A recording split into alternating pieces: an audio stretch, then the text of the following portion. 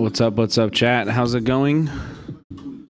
Welcome in, everybody. Hope you're having a good Sunday.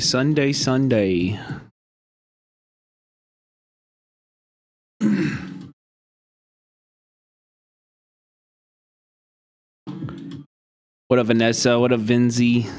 Vincy, thank you for your submission, your donation last night. I saw it, but I forgot and wasn't able to like shout it out, but thank you. What about Kama Henry? What's going on? Lo-Fi, Lobzik, what's going on? How's it going, everybody?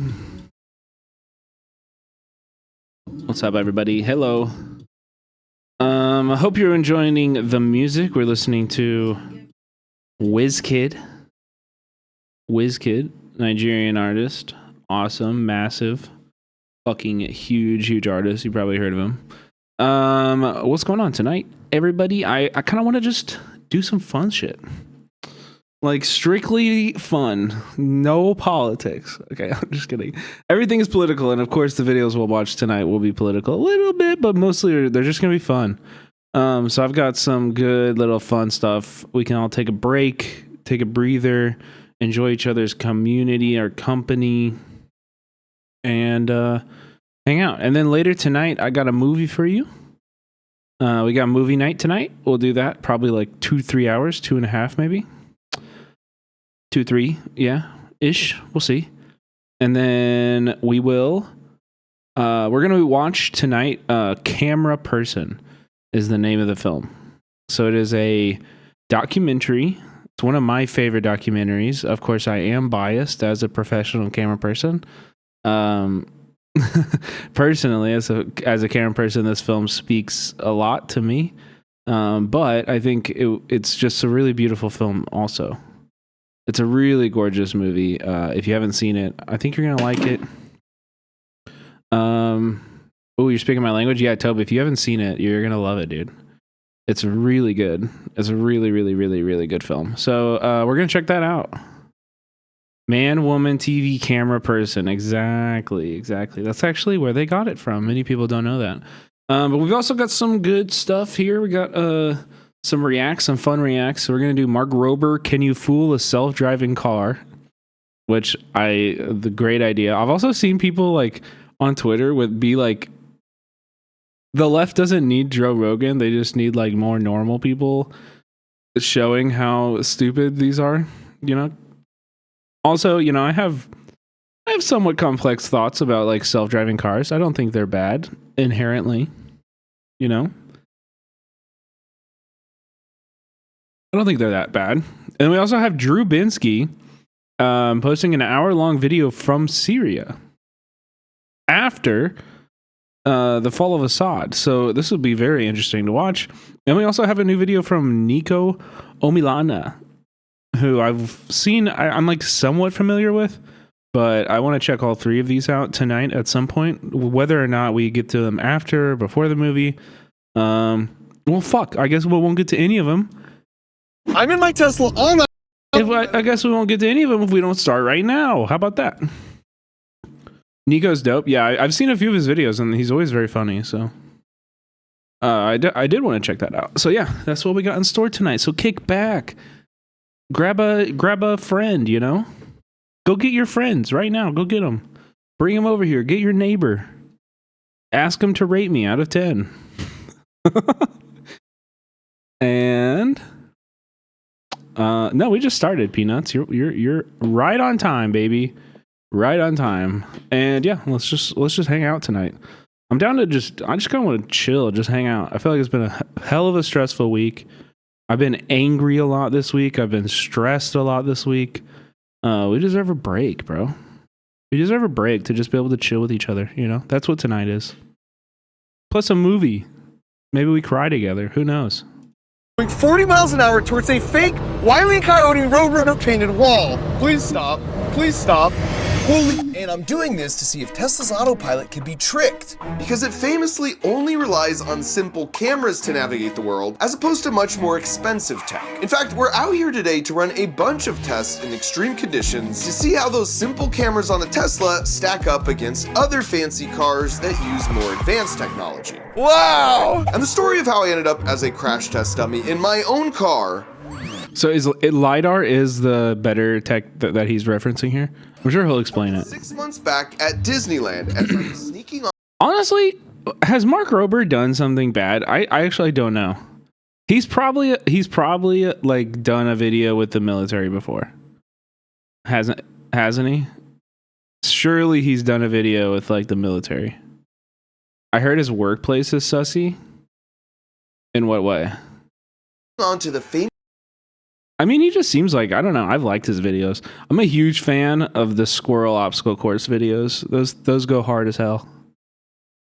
Those go hard as hell. Oh, he did do the entrapment, the like steal a package thing. He did do that, which is really bad. He was an Apple engineer. Didn't he also he like worked on the Mars rover?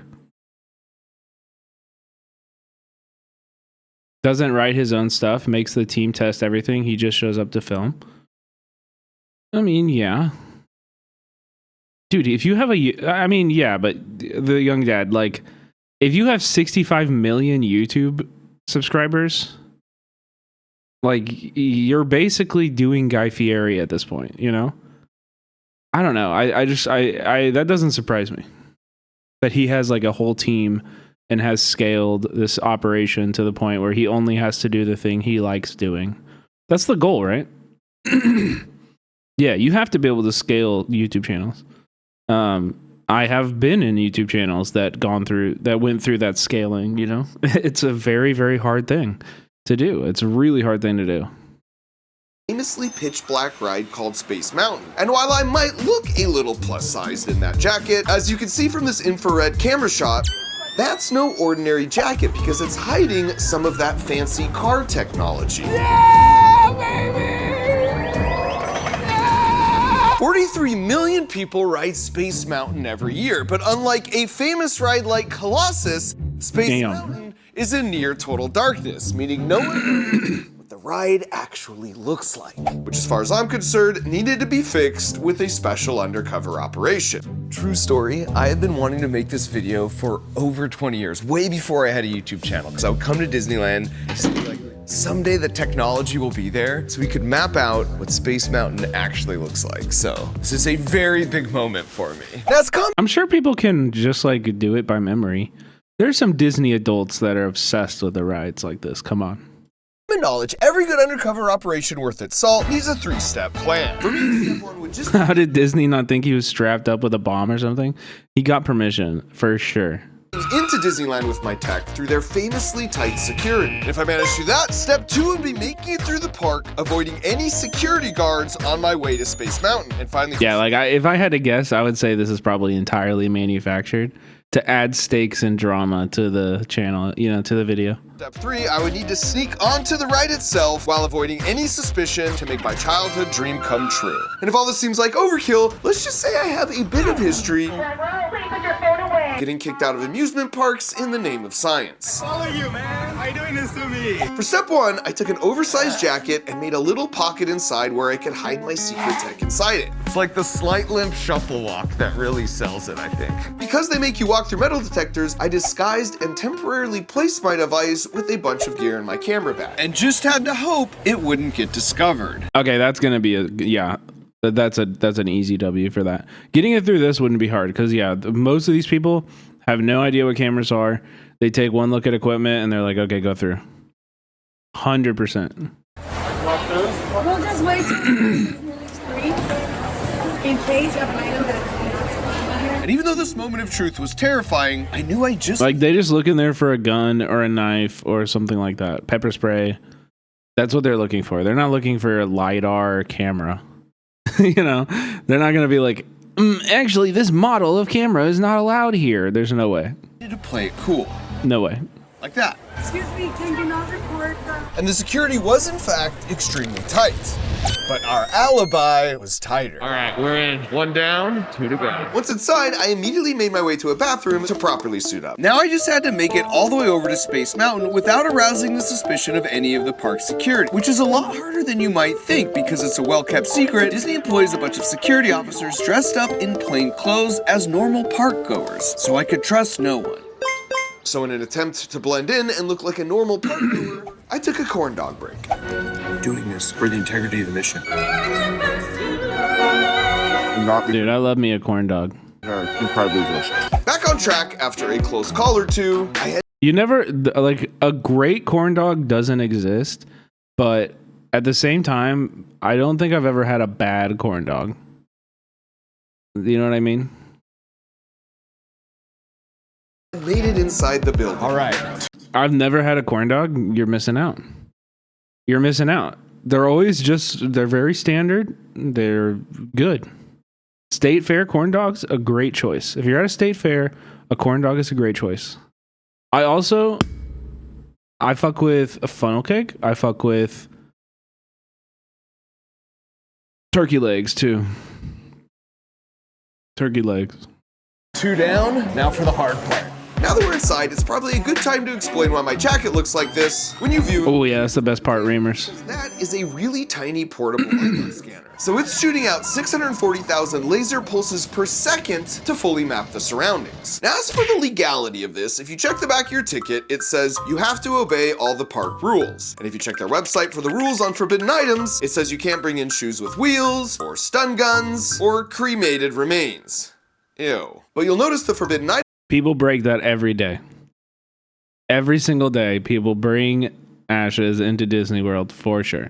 items list makes no mention of chest-mounted LiDAR scanners. So technically, I'm not breaking any laws by precisely mapping out this entire ride down to They're like, I want to be swept up by drop me in Space Mountain so I can be swept up in the, by a service worker into a dustbin and thrown in the trash. the nearest half inch.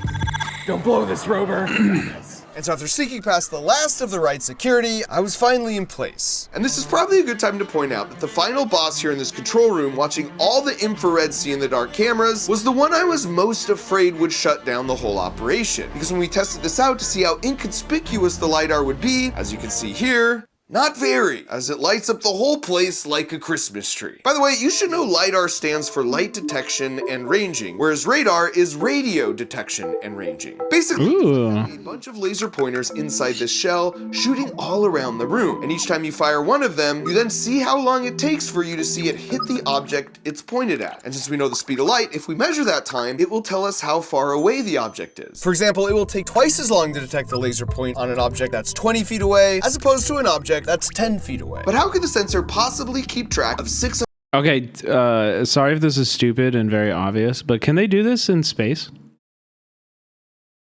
Like, can they shoot a laser at a planet in space and tell how far away it is by if it bounces back or whatever?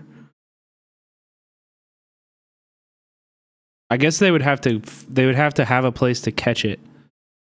Yeah, it would take years. You're right. It'd take too long to bounce back. I mean, they would have to catch it, right? They would have to catch the light from where it landed. But they could figure that out. They could figure it out. 640,000 laser pulses firing all out at once. Well, it turns out, amazingly, they actually happen one after another. So the sensor only has to keep track of one pulse at a time. And this works because the speed of light is so fast. They already get the light from the objects. Yeah, but they're not, you can't measure the distance using the time because you're not controlling when that light left. You know what I mean? Try my link. Lists of retroflectors on the moon. Devices which reflect light back to a source. Yeah, for the moon, I'm sure it's easy. But what about for like a distant planet? I don't know. I'm just yapping, dude. I don't know shit about space. Honestly, I'm not. Okay, I know there's been a lot of space discourse and everything lately, and I don't really. I don't care. That's my pain. That's my whole thing about space. I just don't really care. I don't really care. I think Interstellar was a mid. It was okay. I don't have the brain worm that makes you really care about space. Now, what I do have the brain worm for is just like looking up at the stars. I love looking up at the stars. That's as far as I go. You know? Okay, I love Star Wars. I like Star Wars too. I like sci-fi. But I don't care about going to Mars. I don't care. I don't want to go to space. I don't personally care. You know? Just doesn't make me care. How do you measure the light that's coming to us though? That's my question. How do you receive light and then tell how far that light traveled? Because I understand how this works with the laser. Because you have a timing of when the laser released and when it returned. And you can measure that.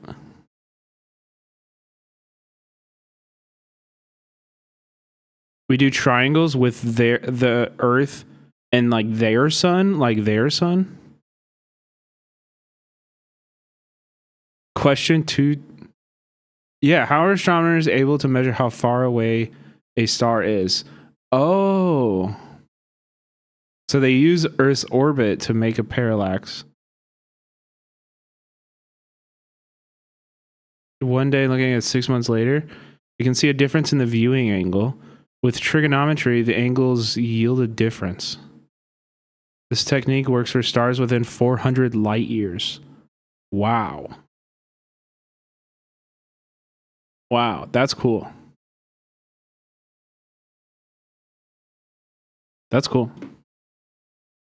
In fact, if you slow time way down, so the time it takes a laser to hit an object is 4 slow-mo seconds, then you can wait 30 minutes on that slow-mo time scale before sending the next pulse. So it's actually really easy for the sensor to know exactly which laser pulse it's measuring, even if that happens 640,000 times in a single second. And with that, it was time for the execution phase of Secret Undercover Operation Mousetrap.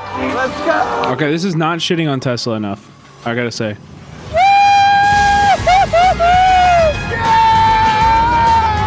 It's so good to cross off a 30-year-old bucket list item. But just as I feared, as our exact cart pulled back into the station, they stopped the ride and announced it was being locked down. All flights have been put in a holding pattern. Stopped the ride. About to have an unscheduled appointment with a bunch of dudes with muscles much bigger than mine. But as it turns out, it was an unrelated power issue, which meant this was a mission accomplished. That's like a dream come true. Before I even had a YouTube channel, I wanted to do that. And the only critical oversight of the whole operation was forgetting they took those dumb keychain photos at the end of the ride, leaving behind some very incriminating evidence at the scene. I forgot to put it away. Dude, also like smartphones have ruined these. I go up, I snap a pic with my phone. I'm never spending $40 for you to print this file off, bro. Oh, awesome. That's Harrison, by the way. And he started the company that makes these super small portable... Wait, have you guys ever been to one where there's like, where the TVs are like behind a desk and there's like a person and they're like, don't do that. Like, please don't take pictures. And they're like putting their hands up to try to block. That's such a like Sisyphusian job, bro. I'm not gonna, come on, lady. Like, I'm not gonna do that. Come on now. You do this all day long? Like, come on. LiDARs. All day? After mapping out a few more rides like Haunted Mansion, let's go, and continuing my painstaking efforts to blend in, we headed home so Harrison could process all the data. And a few days later, he did not disappoint. This Wow. you're wearing on your chest. Get out of here. Holy smokes, dude. Now what's really cool is That's cool. Why? I didn't think it would be that kind of, that like, Accurate. We can visualize what was recorded as the ride progresses. As you can see here, you get a sense of what the LiDAR was seeing in real time as Wow. the ride progressed on. But what's even cooler though is we can now use that data to make an actual tabletop 3D model of Space Mountain with the help of our army of 3D printers. Which meant for the first time ever, this question marks days were numbered. Of course, using another Elon company here with the fucking flamethrower. All the 3D printers were hard. That didn't even burn a piece of paper. Like, what is the point of this? Oh, I guess that's a piece of wood, but Hard at work. We also reviewed the data we captured from the Haunted Mansion ride, where we made two super interesting discoveries. The first is that the initial room they take you in is really just a fancy elevator so they can get you underground to transport you to the real ride, which actually isn't in this house at all. Because when you go down this hallway, you're walking under this hill you see here. So by the time you load onto the ride, you're totally outside the park. But if that's true, there should be some evidence for this besides our scan. And sure enough, there is. Because if you look back at this shot of the hill, you can actually see just the corner of some kind of large building. And if you check that answer on Google Maps, you can see this entire massive above ground warehouse where the ride actually takes place that matches up perfectly with our LiDAR scan, which is just super clever engineering by the super talented Disney Imagineers. And the second discovery is they use a lot of super thin, nearly invisible curtains they project on that create a lot of the illusions like these flying ghosts. And while your eye might get fooled, as you can see here, there's no hiding from the LiDAR scan. And so you can imagine there are some incredible real-world applications for this LiDAR technology. Like every day when your phone scans your face to unlock itself, or when archaeologists use it to find lost ancient cities from the sky, or for example,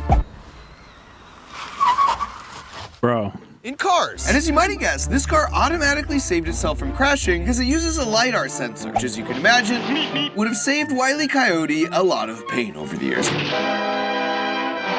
And the reason it works so well is because it's updating that point cloud of 640,000 I can smell the Haunted Mansion as I watch this. every second to the brain of this car, showing exactly what's in front of it. In fact, it works so well, as you can see here, I can maneuver all around these obstacles in real time with all the windows blacked out, looking just at that point cloud in a VR headset. Okay, easy bike guy. My Tesla on autopilot, however, only relies on simple cameras and its image processing to navigate the world. So to see if that tech is just too simple, we came up with a 6-part LiDAR versus camera head-to-head face-off, culminating in a history-making first Tesla versus cartoon physics test. Okay, so we're starting out with a car with the LiDAR. First test is just kids standing in the road. Not sure why he's doing that. It's very unsafe, so we want to be extra careful. Okay, hit it. The testing speed was 4. So is it just a cost issue where Tesla wants to maximize their profit and be at a lower price point than all these other cars that are offering LiDAR? 40 miles an hour. Should have put my seatbelt on. Which meant the LiDAR would have to detect the kid Yo, the noisy immigrant, welcome in. Thank you for the raid. and then slam on the brakes at least 60 feet in front of it. And it turned out, that's all it needed. Now it was Tesla's turn. This is a terrible feeling driving straight at a kid, but it's just Tesla will see this. all right. We are up to speed. And with just simple cameras, the Tesla was speeding fast, Oh no. but did detect the kid. Oh Just not in time to fully hit the brakes. Oh my god. Oh my god. Wait, did we get a shout out for the raid? By the way, let me drop that right now. Appreciate that. Thank you so much. No, he was even a Crunch Labs fan. Now, if you're a Tesla owner, there is a silver lining because we were relying on the automatic emergency braking system to stop for the car. And because it assumes the driver's paying full attention while fully driving the car, it only hits the brakes when it's 100% sure there's a problem in order to avoid false positives. So the alternative is to use autopilot, and that assumes the driver isn't paying much attention, and while the downside is you get way more. Dude, the worst part about the Tesla autopilot is that you can be banned from it. Like, you can get banned from it if you're like looking down or you're not, like, your eyes are not on the road. Yeah, you get strikes for like not paying attention. And so if they don't deem you to be a good driver, You can be banned. More phantom braking and false positives. Not, I mean, you can still drive the car. It's just like you don't get the autopilot. The upside is you're less likely to be charged with vehicular manslaughter, because you can see here on autopilot it actually stopped in time. So I decided to be nice and call the score 1-1, and then I'd be even nicer by using the more conservative autopilot on the Tesla for all the remaining tests, such as this one where we would now simulate the kid dashing out from behind a parked car using some clever engineering, giving the cars less than a second to identify. Don't they do that to like truck drivers sometimes? Yeah, Amazon has it in too. Where like they're watching, like they're always like watching you, and an AI is like, taking note of what you're doing in the van at all times. And so if you're not like driving, or if you're texting while driving, or if you're doing any of these various things, time off tasks, they will dock you for it and shit. And stop themselves. Here we go, getting up to speed. Oh, a ball came out. I wonder why that happened. Oh, kid! It's also wild that they're like covering up the brand on this. Like you're showing a car that's working. Saved. Now it was the Tesla's turn on autopilot. 40 miles an hour. There goes the ball. And impressively, it stopped with plenty of room to spare, Good job, Tesla. which meant we were all tied up heading into round 3, the fog round. Optically, with my own eyes, I can no longer see that there's a kid through this fog. The LiDAR has no issue. This will be interesting. Wow. Okay, here we go. Oh, wall of fog. So we plunged through the fog, coming to a very sudden break. Hey! So it's even better than humans. Not only still standing, but it was casting a really cool long shadow because the Yeah, this is why I'm not like. This is why to me I'm not like one of these guys who's like, self-driving cars just scare me in principle, and like I don't like it and everything, because these actually don't have to be better than humans. Even though this looks like this LiDAR is being better than a human, they don't have to be better than a human. They just like have to be like, or they don't have to be perfect is what I'm saying. I fucked this whole thing up. They don't have to be perfect. They just have to be better than humans. Right? And like humans suck at driving. Humans drive drunk. Humans like get in wrecks. They text and drive. The radio gets changed. They fuck with the dials in the car. Being in a car is like one of the most dangerous things humans do. I'm not saying we take away being able to drive cars, but I do think like, yeah, self-driving is probably not that big of a deal. And it'll probably make our lives better in the long run. You know what I mean? They have to kill fewer people than humans. I think that already, yeah, they're doing that. And someone needs to be responsible for the people they kill. What does that mean, though? In what way? I agree. But who and why and what? I think once you get into the details of that, it becomes a lot more tricky. You know what I mean? I get nervous around Waymos. The truth is, they're probably better drivers than humans. Because again, I cannot express to you enough how bad of drivers humans are. Like humans are just so bad at driving. They're so bad at driving. We get tired. You know what I mean? We just human beings they're flawed every single second. I think if more people are using self-driving, then it'll be a lot safer on the roads. And also, like, I don't know, like, this kind of also goes back to the main thing too, which is like, the problem is not the robots. It's who owns the robots. If we all own the robots and we can all benefit from, the increases in productivity, that's awesome. That's great. But like, if the robots just like put every truck driver out of work and those people starve to death, like that's hell. But the robots aren't the issue. It's the means of production and who are they owned by. That's the issue. That's the real thing, That's the real thing. Lasers don't pass through solid objects, just like how you can cast a long... It's not as good as this LiDAR. I'm sure it is. Is it not LiDAR? Does Waymo not use LiDAR? Every time I see them, they have this big spinning thing. That's what I assume that is.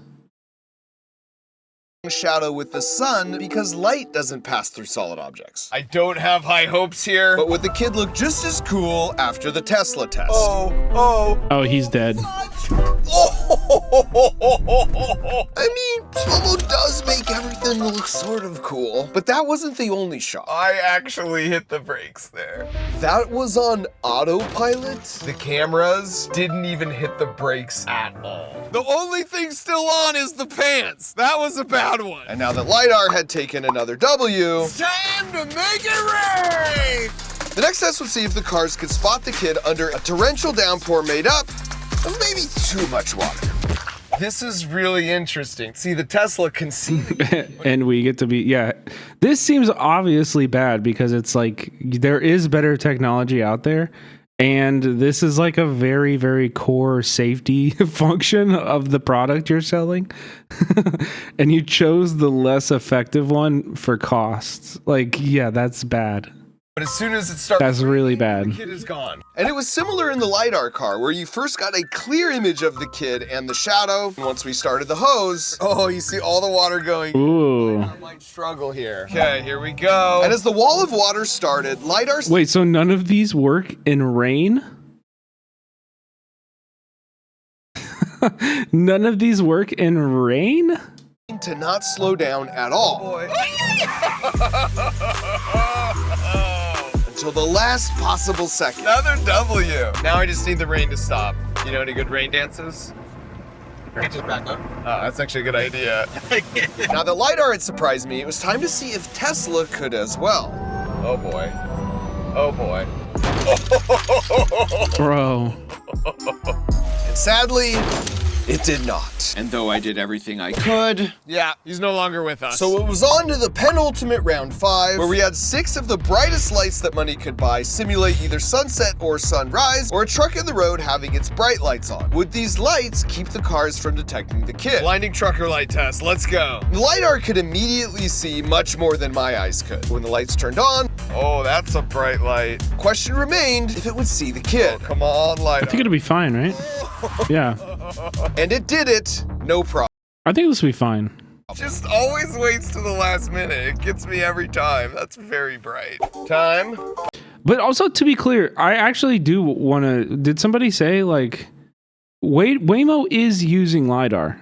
I don't think we should use this kind of, like, the camera, the Teslas, you know, in our streets, unless there is a driver behind the wheel, you know, and then...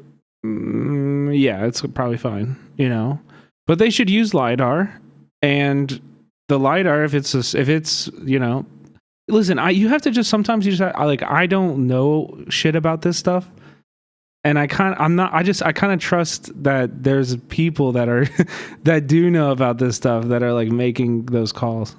To be blinded by the light. And it's true, these lights were so bright, I wouldn't have I want to have a robot horse I can ride to work. Now that I can get behind. seen this kid on my own. And at this point, I really doubted that the Tesla could either. But when it pulled to a stop, Okay, we stopped for the kid with the bright light. A W for the Tesla. and that W meant these were the scores headed into the painted brick wall ultimate Tesla's gonna die to this, grand finale. Scientific papers have right? actually been written on this exact scenario, debating theoretically what the Tesla would do. But we were here once and for all to silence all the debates with cold, hard data. All right, so LiDAR is perfect and Tesla is 3 for 5. But as far as I'm concerned at this point, this one's the only one that matters. Oh my gosh, I can't believe we're gonna do this. All right, hit it. Wait, you're gonna be in it?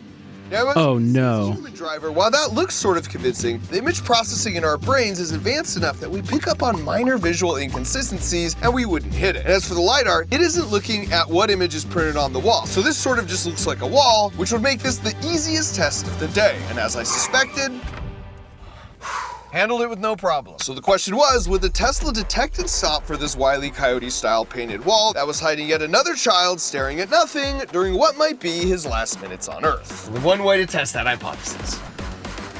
I was actually supposed to go, but I chickened out. Oh. Tesla Cybercab does not use LiDAR. What is Cyber? Where is that even? San Francisco? I've only seen Waymo in LA, and even in Las Vegas. Even in Las Vegas, when I did the stupid fucking tunnel shit around TwitchCon, there was a driver in every car driving you, you know? The car may not know it's a wall, but I know it's a wall. Everything in your body says, don't drive into a wall. Oh boy. All right, here we go. And so I steeled myself and accelerated the Tesla up to the 40 miles an hour. And as the wall crept closer and closer without moving an inch, Holy crap. the question was if the Tesla would detect it in time to step on the brakes. And it turned out... It's not going to. Oh my god.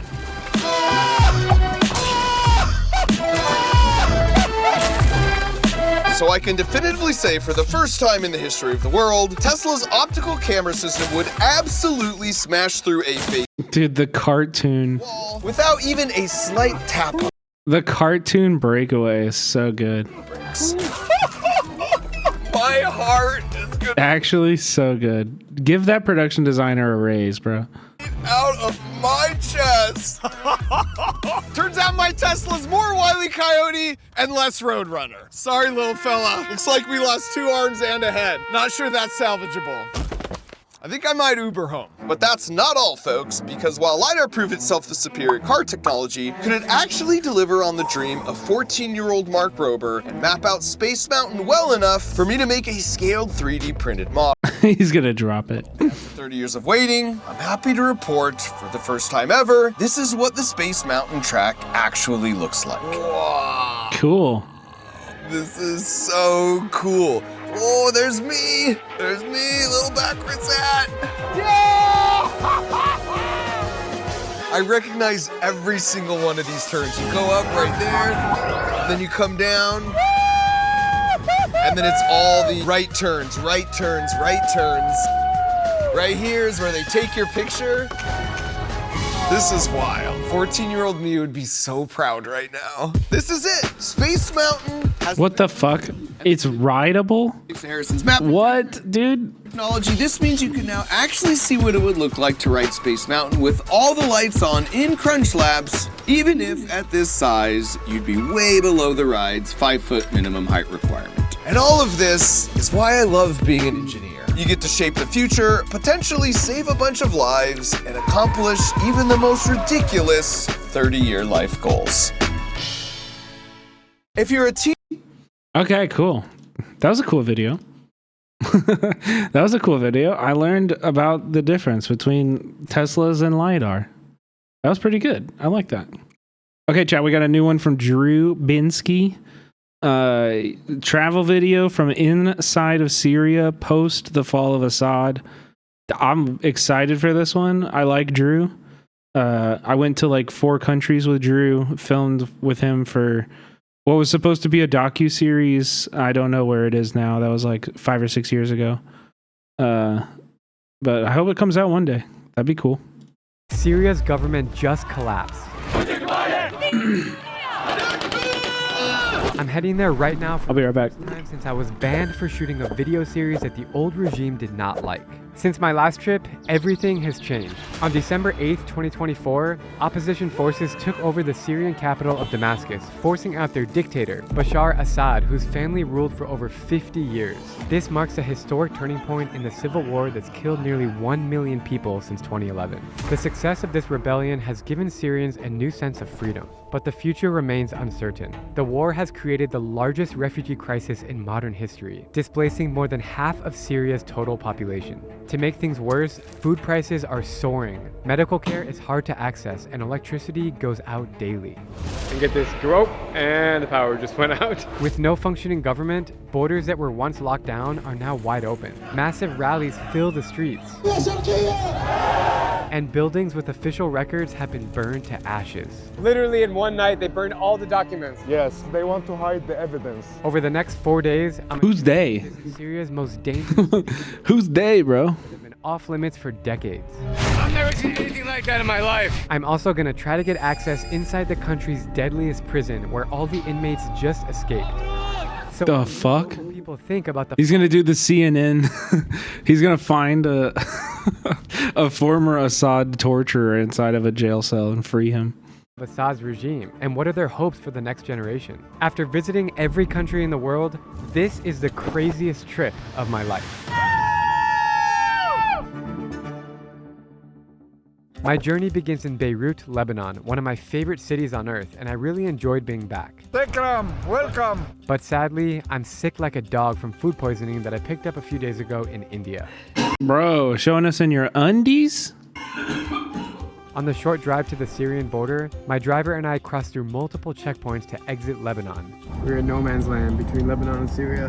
But on the Syrian side, That's so hard too. I've traveled like with norovirus, sick as a fucking dog before.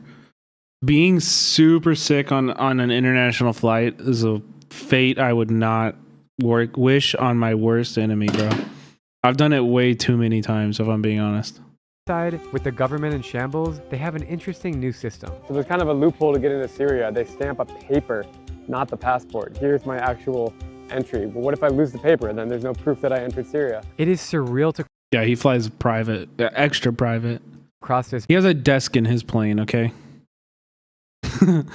I fly economy. I beg. The best you get in economy is begging for an aisle seat. You get on your hands and knees and beg for an aisle seat. Border, especially since I never thought I'd step foot here again. I love Syria. This country has a fascinating history, some of the world's most hospitable people, The more you take pictures, the more we love you. and honestly, the best cuisine in the Middle East. But right away, things feel different. I am walking past checkpoints that have literally just been demolished. The moment you go into Syria, you have all these abandoned buildings here that used to be checkpoints, completely gutted. Imagine military standing here with weapons like recently, like 6 weeks ago. This is the old Syria flag, which they've destroyed the walls, and now the new flag is over there. It is a totally different Syria, and I'm ready for this one. It's gonna be one hell of a trip. How are you doing? Good to see you. Welcome back. Thank you, thank you. This is Ayub, and he will be my local guide for the next 4 days. I freaks out because there's no signal here, and I was like, well, how is it going on the border? I was banned from Syria, like Yes. until It's also wild that like while he's filming this, Israel is probably bombing multiple like military outposts of the former Syrian regime. 2 months ago. Yes, but when the new Like I don't know when this was filmed, but because all of the issues is related to Assad regime. I'm not gonna get kidnapped. No. If I do, you need to bail me out of prison. Yeah. Ayub tells okay, like that's a little bit of a simplification. Listen. The Assad regime was fucking horrific, despotic, like waged a war on his own people for over a decade. Piece of shit. But he is not the only bad guy in Syria. Okay, let me just say that. He is not. Yeah, they're having problems right now. Yeah. inside the famous Sednaya prison where all the inmates escaped after Assad fled to Russia. But first, I want to hear his take on how people are feeling now that their corrupt leader is gone. They don't care that I'm filming? No.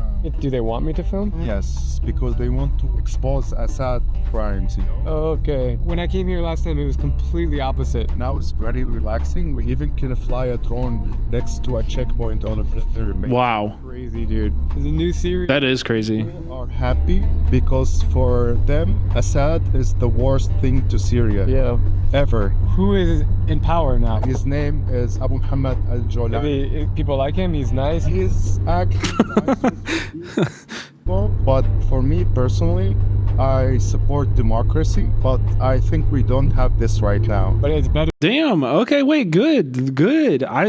See, this is why I like Drew. He comes in as a blank slate, doesn't really know much, but he asks the right questions and he showcases what the people think. Better than Assad. Of course. I agree with this guy. They should be able to decide their own future, of course. Is better than Assad. Before we head to the prison, we have to check out Damascus. As the beating heart of Syria's economy and culture, I'm dying to see how much has changed since my last visit. So crazy to be back here, man. I remember everything. All of this area was closed by checkpoints and military because Assad lives close from here. You cannot walk here freely.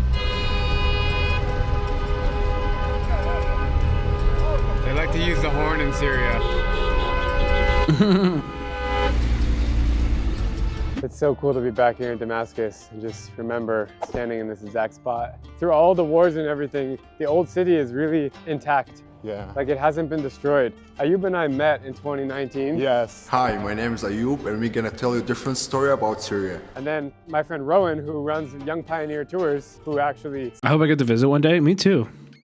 Damascus used to be like a very, very popular travel spot for a lot of Western like academics and stuff. Like it was Syria before the revolution was a metropolitan, very, very safe and nice place to be. set up this trip, he told me about Ayub, and now we're here. It's not to say they had everything figured out, Didn't imagine or that it was like a perfect spot with no problems. Everywhere has problems, but world. Yeah. Really small world. Oman is the future for the Middle East. Really? I've been to Oman. I don't know if I would say that. Everywhere in Damascus is bustling with activity and street life. So everywhere on the streets of Damascus. But also not for me to say. So you shouldn't give a fuck what I think about the future for the Middle East. You can find people. But I have been to Oman. I went to Muscat and we filmed there for like a week and a half. Exchanging. What was it like? It was cool. I mean, I liked it. The food was great. The people were amazing. We did kind of butt heads a little bit about the we just like got told as soon as we got there. What year did you go? Probably 2019. Probably 2019, 2018, 2019. Isn't Oman like the Switzerland of the Middle East? It was very nice, and they have like very, very nice cities, very, very nice like parks, the best public spaces I've ever seen. But like right when we landed, we met with our fixer, who's like a local guy, and we're filming. We're just like everywhere we go, we were just like, what are the things we should know about filming here? And immediately he was like, don't film women. And I was like, wait, what? He's like, yeah, don't film any women. And I was like, oh, well, I always ask permission before I film anyway. So like, it's probably okay, right? And he was like, no, don't talk to women. Don't film women.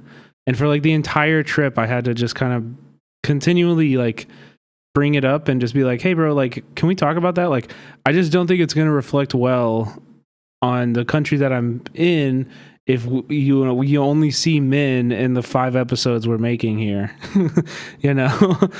And so he's like, I see what you mean. Yeah. And so he found us like a woman who owned a restaurant, and we went to like a market, and I was able to film some B-roll of like women just like, what about having women like in the background of the shot? No, that's exactly what he meant. He was like, do not. Because if her husband were to see that and feel some type of way about it, he could like come and fuck with us. Yeah. So I don't know. Like I said, it looked really nice. It was a nice place. I will say it also shared similar dynamics to a lot of other Arab Peninsula countries that I've been to, and that's not very many. I just been to like Abu Dhabi,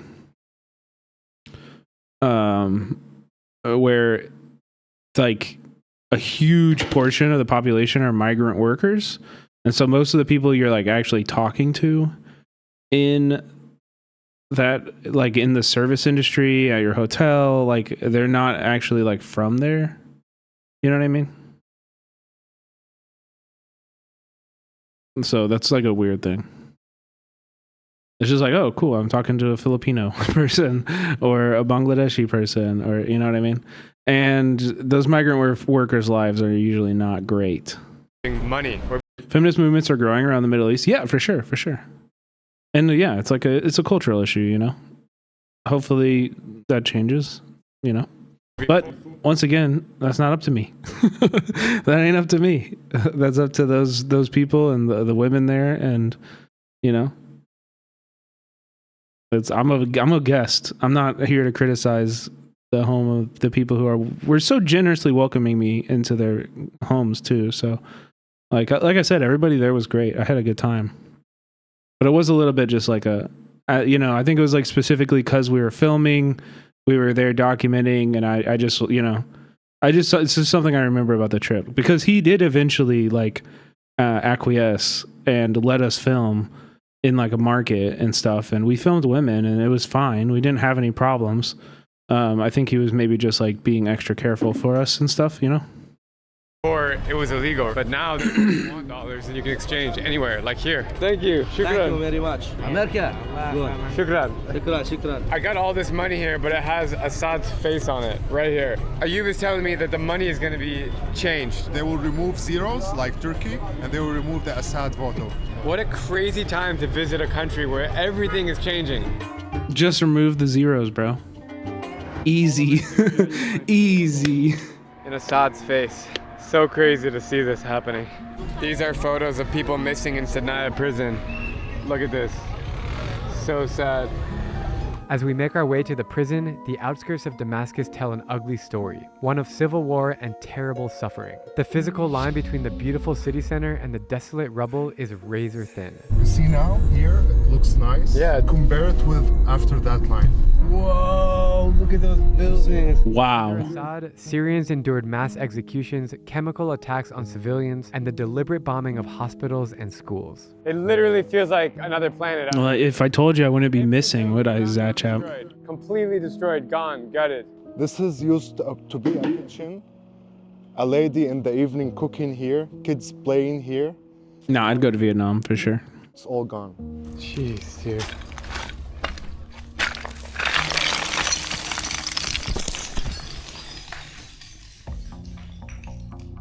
It's not clean yet. From mines. From mines? Mines Be or careful of mines? the rockets that didn't explode. Bro, what? How am I gonna know if I step on a But mine? I walk Oh, you'll know. You'll know. through this way many times. I thought you were gonna say be careful about glass or something, not about rockets that haven't exploded. I've never been to the Levant, Mexi. No, I saw you ask, but I was talking. Do you remember when all these like attacks? Yes, before the war, I used to come here with my brother. No words can describe the feeling of standing here right now and looking at all this destruction. I mean, I've traveled to Ukraine and Mogadishu, Somalia, and Libya. And you see a little bit of destruction, but not like this. I mean, it's hard to swallow. Soldiers used to be here and Wow. through those tunnels. Let's go in the tunnel.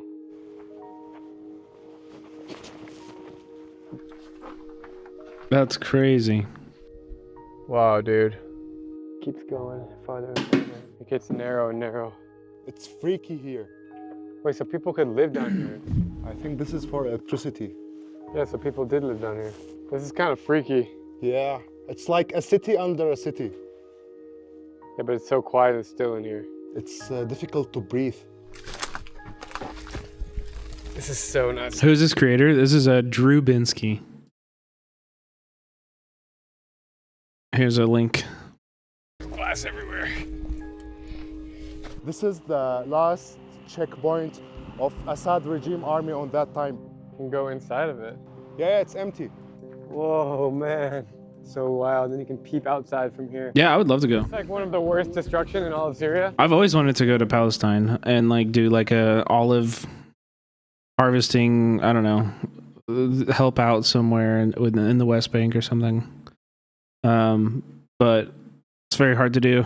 And I would only want to go if there's like a really good reason for me to be there, you know? Like if there's a really good reason, like if I could teach like a filmmaking class or something like that, that would be super sick. You know? I'm half Palestinian and I've never been. Yeah, I think it'd be harder for me or for you than it would be for me. It'd probably be hard for both of us because here we are in this chat doing what I'm doing right now. It would be very hard for both of us. Called Jobar. In the whole country, this is like... Yes. Jobar, Daraya, Homs, this is the most. Yeah. Can you imagine? I know. Puppet, yeah. Have you seen this vid of this? Tallest humans on Earth? No, I haven't seen that one. This is an old one though. It's from like 2019. Until today, I always thought that the world's tallest people were in Holland and Latvia. And He got a lot better. I'm telling you, his old stuff. This was like Facebook era Drew Binsky. I knew Drew back then, but actually on the docu series that we were working on together, we kind of like taught him how to play or how to like do voiceover. His voiceovers used to be so bad. They used to be so bad. Had forces here and the oppositions in the tunnels. No, his videos are good. His video in Haiti is really good. I really like that one. He just does a good job of like humanizing the people wherever he goes, I think. But I agree with you that his titles and thumbnails lately have been trying to jump on that Tyler Liviera train. the Syrian civil war started in 2011 as protests against Assad's regime, inspired by the Arab Spring, which was a wave of uprisings across the Middle East demanding democracy and an end to corruption. But after the brutal government crackdown, it spiraled into a full-scale war involving rebels and other militias. The Free Syrian Army was the first major rebel group, supported by Turkey, but over time, it dissolved and lost influence. Now, a militant group called HTS, which is short for Hayat Tahrir al-Sham and was once part of al-Qaeda, controls the majority of Syria. Wait, once part of Al-Qaeda? Which is short for Hayat. Like, bro, you're... What do you mean the picture you're showing when you say that? He's, like, got the ISIS flag, dude. Like, Tahrir al-Sham and was once part of al-Qaeda, controls the majority of Syria and has a large base in Idlib, a city in northwestern Syria where I'm hoping to visit later. Meanwhile, ISIS, or the Islamic State, took over Syria and Iraq, enforcing extreme rule through mass killings. They were eventually defeated, but a few members still linger in the desert of Syria. Finally, we have the Syrian Democratic Forces, who are mostly led by the Kurds, a stateless ethnic group in the northeast. They received US support to fight ISIS, but now Turkey sees them as a major threat. Russia and Iran have backed Assad's government, while the opposition has been supported by Gulf states like Qatar. It is God damn, look at this this map here. Government. While the opposition has been supported by Gulf states like Qatar. It is devastating that kids and families have been two-based. Crossfire of like this week, right? Dynamics. But nowhere explains this new stage of the conflict better than the human slaughterhouse I'm about to enter. We just arrived at one of the world's deadliest prisons called Sednaya here. Over 150,000 people have been killed inside of that gate. Let's get into the prison. Hello, hello, hello. Free Palestine! Mohov, thank you for the tier 3. Appreciate that, bud. Subscribed. Holy shit, we've just entered the prison. If I contacted you like 3 months ago, Yeah. and I said, hey bro, let's go to Sednaya prison, what would you say? You are crazy. That's impossible. I never imagined myself coming here because no one expects that Assad regime will fall. It's wild that these are just like open and everybody can just walk around. Like the new, like the HTS is not, they don't need these buildings. You know what I mean? Like what's going on? Got all these tanks from Russia. You can feel like they're Russian cars. So eerie to be the only one here.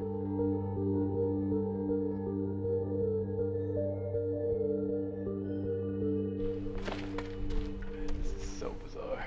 We've just entered the prison and this is insane. So this is a normal seal. There's a normal They cell. keep here up to 100% only in... Oh my God. Are there bodies in here? No. Holy shit. Everyone left. They only left with their clothes. What do you think about Turkey ethnic cleansing Kurds in northern Syria? That's fucking awful. The Kurds deserve the right to self-determination, of course. Kurds are like, if you could pick a good guy in this, it would be the Kurds. But, you know, the US uses everybody just uses and abuses them. Basically. The second they're no longer useful, they're tossed to the side and left to die. They only have light from here. So imagine yourself sitting here, and that's the only light. What do you think about genocide? Yeah, right. Right. This is how it used to be. Yeah. Only this small window. Wow. 3 locks. My husband is Kurdish. He is so irritated with the nationalist ones, though he used to always protest, but now he's disillusioned with them. Hey, some people deny it. I was just checking new here. No. I know enough about the Syrian conflict to know that we should support the Kurds and their right to self-determination. I mean, I'm not like a hyper nationalist guy in general, but I think in terms of like Kurdish like national statehood would definitely put them in a better position. Yeah. You know, that would be better than the situation that they've been in now, or they've been in for the last few decades. And there's a this height. God. Whoa. Oh my gosh. Scary, man. That is haunting. For 100 people? Yeah. Wow. That's the toilet? Yeah. What is that? Sugar. Oh no, laundry. This is the prisoners' clothes. It's a smell very bad. I'm sure. Find the water bags and everywhere because of the bugs. I can't describe the feeling of being in here. It's just so recent. Like all their clothes are just literally here on the floor. They just like got up and left. That's it. Every single cell here at 100 people? Yes, and in the end there's the showers. People died in here? Yes. Part of it is that they have very different dialects and cultures across the Iraqi, Syrian, Iranian, and Turkish Kurds. But yeah, that's interesting. Because during the war, more than 150,000 people were killed inside Naya. I mean, that's not like unheard of within nation states in the region, even though also there's always going to be like, you know, ethnic minorities within the ethnic minority, within the, you know, different dialects and different cultures. It was full of people. So when they want to bring more people, they need to terminate some of the prisoners. Who were the prisoners here? Were they like drug dealers, rapists, like criminals? No, not criminals. The majority of the prisoners here, they took them because of their political opinions against the government. So they were just normal people? Yeah. Most of them are educated. Cold water and it's freezing in here. There's no heating. Actually, it gets quite cold in Syria in the winter, like right now. They used to torture people with the wheels. Like they put the prisoner inside and they hit it. This is the red section. It's full of seals like this one, so it's the same design. And underground, there's the single seals, the worst part. I don't think I've ever seen a place like this, man. I've been to all kind of... This would be so fucking haunting. Not a prison that was just emptied. It is so cold in here. Like, God, my whole body's freezing. POV in America in 10 years, because we empty all the prisons. Based. Honestly, next year, true. Why not tomorrow? Why not tomorrow? Open all the prisons. Careful. This is the worst part. But I heard they put like 10 people inside. 10 people? Yeah, because they don't have space. Holy shit. What the f***? That's the bathroom? There's like the people. Bro. They arrive. You do not need to zoom in on the turd, man. Come on, bro. So you see the lines? Yeah. It's the days. Wow. Look at that. Those spider webs? Yeah. That's a spider web? Yeah. Holy shit. Damn. This is so scary. All the single cells are right next to each other. I can't believe I'm in this prison right now. I've heard all about it. Bro, it smells like death in here. Literally. Oh, dude, I think I gotta get the out of here. This place freaks me out. I can't believe that everybody was just freed at once. When the news hit that Assad left, like everyone just... At night, the prison keepers, they run away, they escape. So people from the village, which is next to the prison... Is the YouTuber Syrian? No. All of the, he's a Jewish guy from Arizona. We're coming here and like... This torture facility really gives me the heebie-jeebies. As if it wouldn't you... As if you wouldn't have the heebie-jeebies, two-based? Give me a break. Give me a break, bro. You'd be shitting your britches in there, too. Digging underneath, looking for a secret sales because they are desperate and they want to know anything. You'd be shitting your britches. Also here, they found... I would be. Belongs to women's. So also they keep women's in this prison. What does it say? How hard it is to live without hope.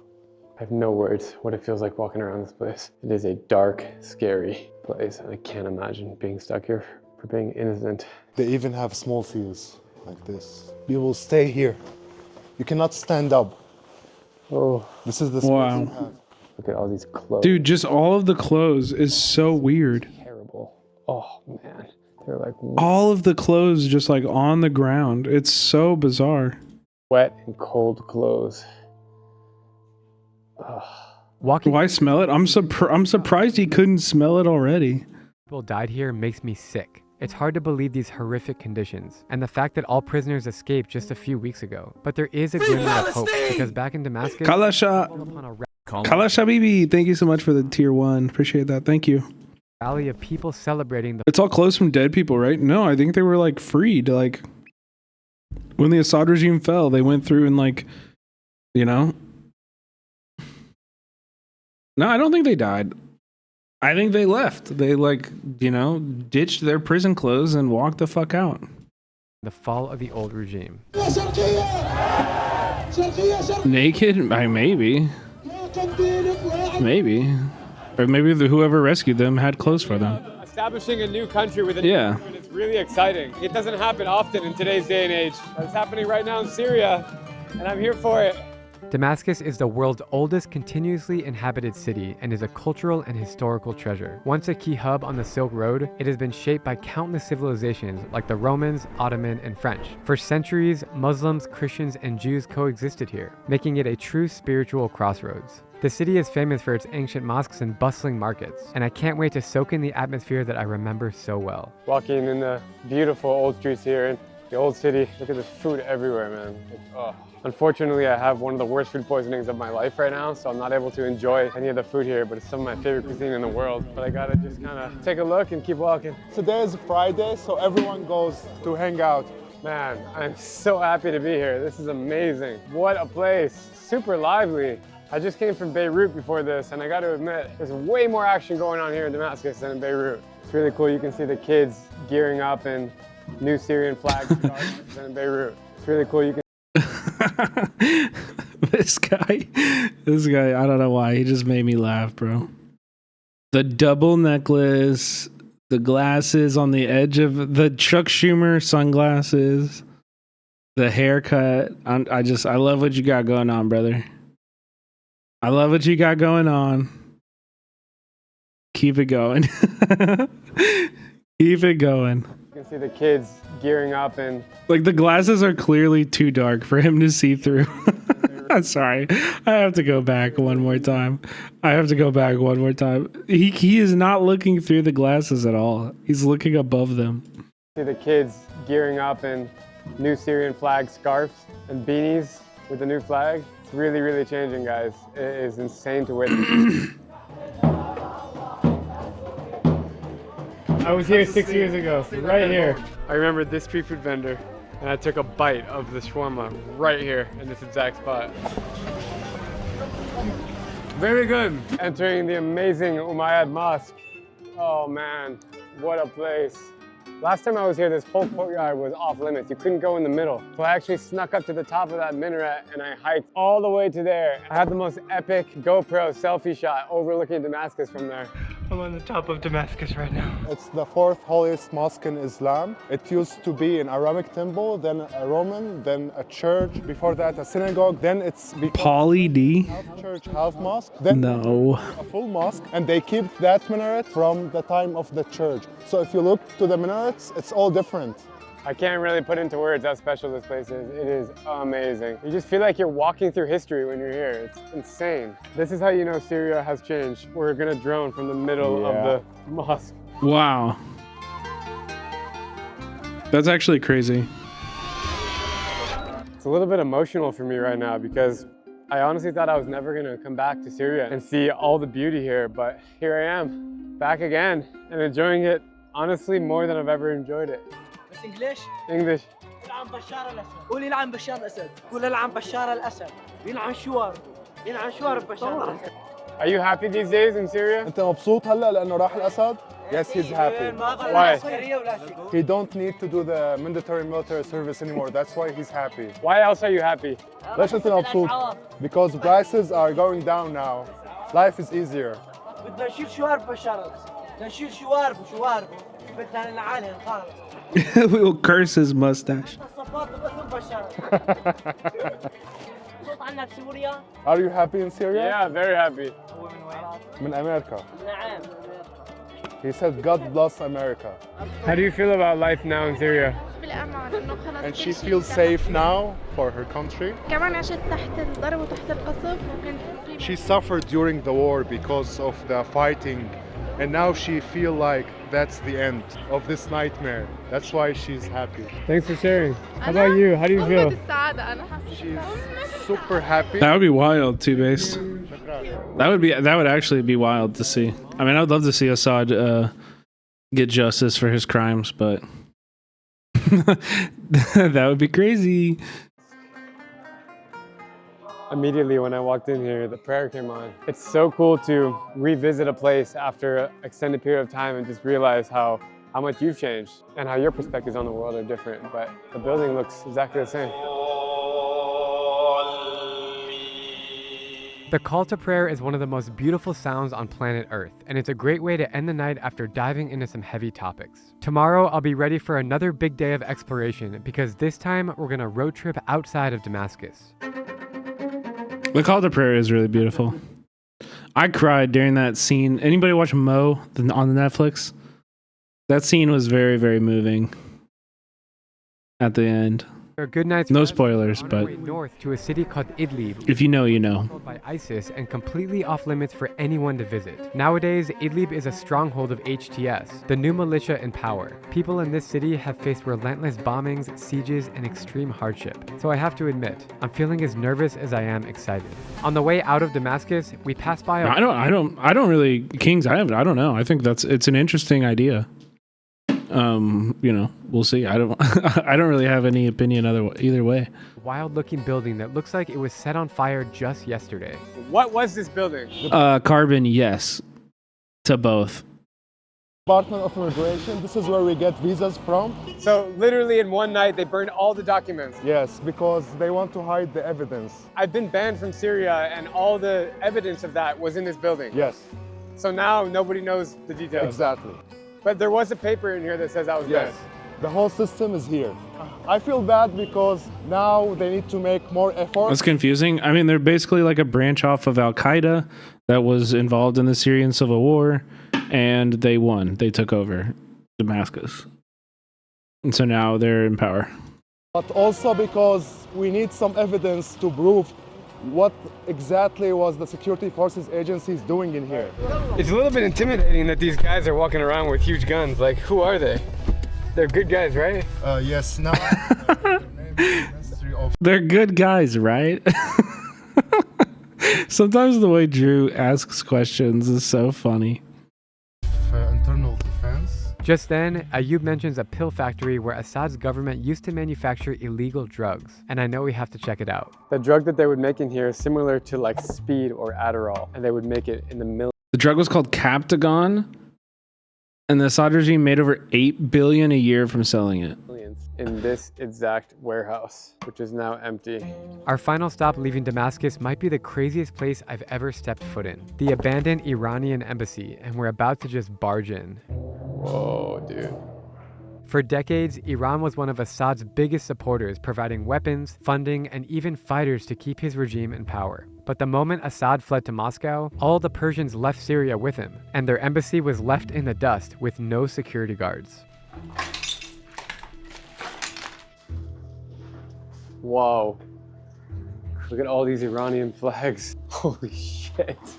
There's pictures of the leader like all over the place. Dude, this dude just came out of the wall. What the Just a random dude that came with us. He's like searching around for stuff. Like, there's still cameras in here that Iran's like watching me or something. I do want to go back to Iran someday. I love you, Iran. Dude, look at the cat. I want to go to Iran really bad too. Oh, this is a library in here. Dude, look at this. All these books. Behind this bookshelf, there's a secret door. Dude, this is a secret room. I wonder what they did in this room. What happened in here? I'm in a secret room in the Iranian embassy in Syria. I've been to Iran 3 times. I love the country. It's one of my favorites in the world.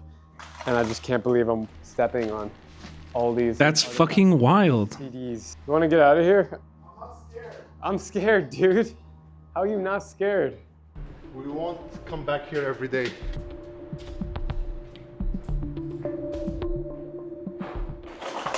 Holy crap, this is a control room. Hard drives. Hard drives? Damn. Drilled through. Who was that? Assad and Assad the father. And the Iranian president. there's probably some value in this room. When Iranians drink tea, they put this rock candy inside of it. Of course, I find this on the ground. I'm looking for saffron, the spices. Somebody's already taken the saffron. Yeah. Everything's already been looted. Esfahan. I love this city. This is the front door. How do we exit?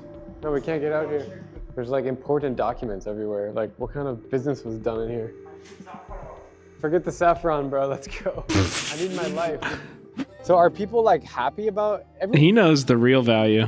Everyone is happy and optimistic because during Assad time, everyone felt like the future is bad for sure. 90% or like 100%? 100%. Even the people who used to support Assad. Is it going to be a good thing in the end or a bad thing? I'm not sure yet. It's not clear yet. If you replace Assad with the demon itself, it's better than Assad. He's the worst thing ever to So Syria. anything is better than Assad? Yes, and it's a big challenge because in such a country like Syria, we need democracy. It's a very diverse country. And as I understand, like still the border areas of Syria, near the Turkish border, near the Iraq border, they're still kind of dangerous. Yes. We're currently driving through Homs, which is known as the most destroyed city in Syria. It's incredibly sad. They're rebuilding. Every single house is covered in bullet holes. As we're pulling up to a sketchy checkpoint, I'm feeling nervous to get out of the car because we don't know who is who. They're actually nice. Can I see your gun? Homie gave me his gun just now. Holy shit. What? He said, hold my AK, dude? What? Shukran. Bye-bye. Assalamu alaikum. Bye-bye. That was insane. That is insane. That car and all their weapons and shit.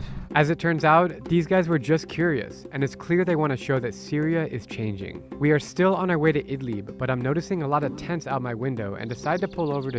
Like, I wonder how Drew would have felt if he would have, like, does he know that he's talking to Al-Qaeda? You know, like, how does he feel about that? see what's going on. So we're somewhere near the town of Hama, in between Damascus and Idlib, and we found a community of... Those guys were FSA, not HTS. Oh. Gypsies? Yes. Wait, so FSA is still like operating in Syria? Are they at war with, are they in alliance with HTS or what? Like, Their tents here. They're just really like off the side of the road. مرحبا. ترجعونش منكم. Salam alaikum. السلام. ترجعونش منكم. English, no Arabic. aw, this is cute as fuck. Hi, salam alaikum. Salam alaikum. Hello.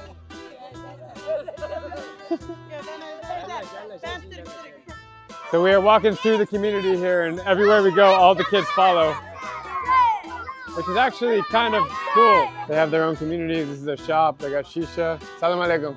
This is awesome. There's a dude chilling, smoking. Yeah, I mean, I can't identify them by sight. I just assumed since they were like operating a checkpoint that they were the HTS. Shisha in the corner. It's crazy. Their faces are like, a lot of them are like white with blonde features, like green eyes, blue eyes. Bro, they have a lot of kids. Like somebody should have told America, dude. Somebody should have told America. We would have been, had this shit figured out a long time ago. Like each family, like He's like, I didn't know these people were white. this guy, he What community is that? I think he said he was in like northern Syria. So had 5 kids and 1 wife. I don't know. They could be ethnically Kurdish. I don't know. Some men have like 2, 3 wives. Syria has gone through a crazy liberation in the last few weeks. How does it make you feel? الله لا يرحم. He don't like Assad family. We used to suffer through his rule time, and we don't have ideas. And we serve in the army, but they don't give Syrian ideas. What do you think the future holds for Syria? He's saying good things about the president. He said he's been sent by God. He's good. He said they promised them that they will get Syrian IDs now, like their rights as citizens. What do you think about this experience? This is my first time being here actually. It looks nice, but I met like gypsies in the city. They do some businesses, and I know they have their own language. Is it offensive to call them gypsies? Oh, he said it's different. Gypsies are different than Turkmen. They are Turkmen. Yeah. This section is Turkmen. That section is gypsies. So it's different race. Are they Muslim? Yes, Muslims. There are about 100,000 Turkmen nomads in Syria, a group that... Yeah, dude. God, nomadic cultures and like nationalism and borders. That has been here for nearly 1,000 years. These guys were originally herders and traders, moving with the seasons, but over time, many settled in northern and central Syria. Today, their way of life has been shaped by history, conflict, and modernization. Some still live as nomads, like the community I'm with right now, while others have been forced to settle in cities or even leave the country due to war. I truly can't believe my luck for bumping into them. The very kind man has invited us into his tent here. Shukran, shukran. Whoa. I think they're excited to see us. Yeah. Can you ask her, how long do you stay in each location? He said they stayed like 1 month, 2 months. Then they moved to Aleppo or Damascus, depends. They said they work also as farmers. For example, in the olive season, they go to Aleppo. In which ways did you suffer during the Assad regime? They didn't have any political freedom on that time, on Assad time, but now they do. They used to be afraid of talking about politics or asking for their rights. Now we can talk. And the situation is better. We don't have any problems. Now that you're able to talk, tell me what's on your mind. He wants education for the kids. Like, what are the common jobs here? Is it farming only? What is the lighting? What is this? Where are these like flashing disco lights coming from? Whenever they get a chance, they work. What things are the most important to your community? Family is important, but for them, they are like very humble people. So they just want to survive. This is crazy, like we're being just swarmed by people. The discipline here is wild. Like they have no manners. They don't understand. Okay, bro. Like it's all in good faith. They don't understand. Yeah, you're speaking English. It's interesting that they settle like on the side of the freeway. Yeah. Like they don't want more privacy like inland. These are the kids that are begging in the cities. But when you're in their community, they're just it's different. It's weird. It's funny because all of these people are like, this guy has no manners. He's just filming in our neighborhood and he doesn't even speak the language. He doesn't even understand us. I never imagined myself coming here. But is their language like pure Turkish or it's a dialect of Turkish? Pure Turkish. Yeah, pure Turkish. We exist in here. We live here. They don't hurt anyone. They have humble life. They are happy. The chief. Yeah. We just saw your community, so we wanted to stop and say hi. He said you are most welcome. Thank you. How many kids do you have? 11. 11 kids? Yeah. Man, why is it so important? That's a busy guy. To bring blessings. He said now we will have more kids because the situation is getting better. How do you feel about the current situation in Syria? They are very happy and they feel safe now. He said during Assad time they used to have like very bad situation, but now they feel optimistic about the new government. I'm very happy for you. What do you want the whole world to know about your community? Every good thing. The new government, he hoped that they will make them more happy, and they want to spread peace and happiness around the world. Çok teşekkürler. When was this filmed? In the last few months. After the fall of Assad, for sure. I wanted to sit down and have some chai. What up, Maurice? Cheers, bro. That is extremely sweet. Yeah. I think it's like 90% sugar and 10% water. Apparently they have birds in here. We're going to check it out. So why do you have birds? It's a hobby. He bought them? اشتريتهم? Yes. Cool. What kind of bird it is?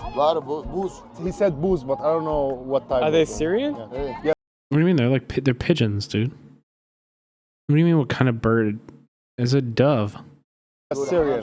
Yeah. How many kids do you have? كم ولد عندك? 2 kids. 2 kids right here? He's really cute. Where do they give birth to the babies? In the hospital in Damascus. Whoa. This is the small kid, 15 days old. Oh my gosh. That's so... Oh, he's just a little guy and he looks like John Goodman. He's just a little John Goodman baby. Aww. So beautiful. Wow, the wife looks really young. He's 24 years old, same age, his wife. How many kids do you want to have? He said the minimum average is like 5, 10. He likes the kids. All right, getting to the car is going to be really difficult. How are we going to do this?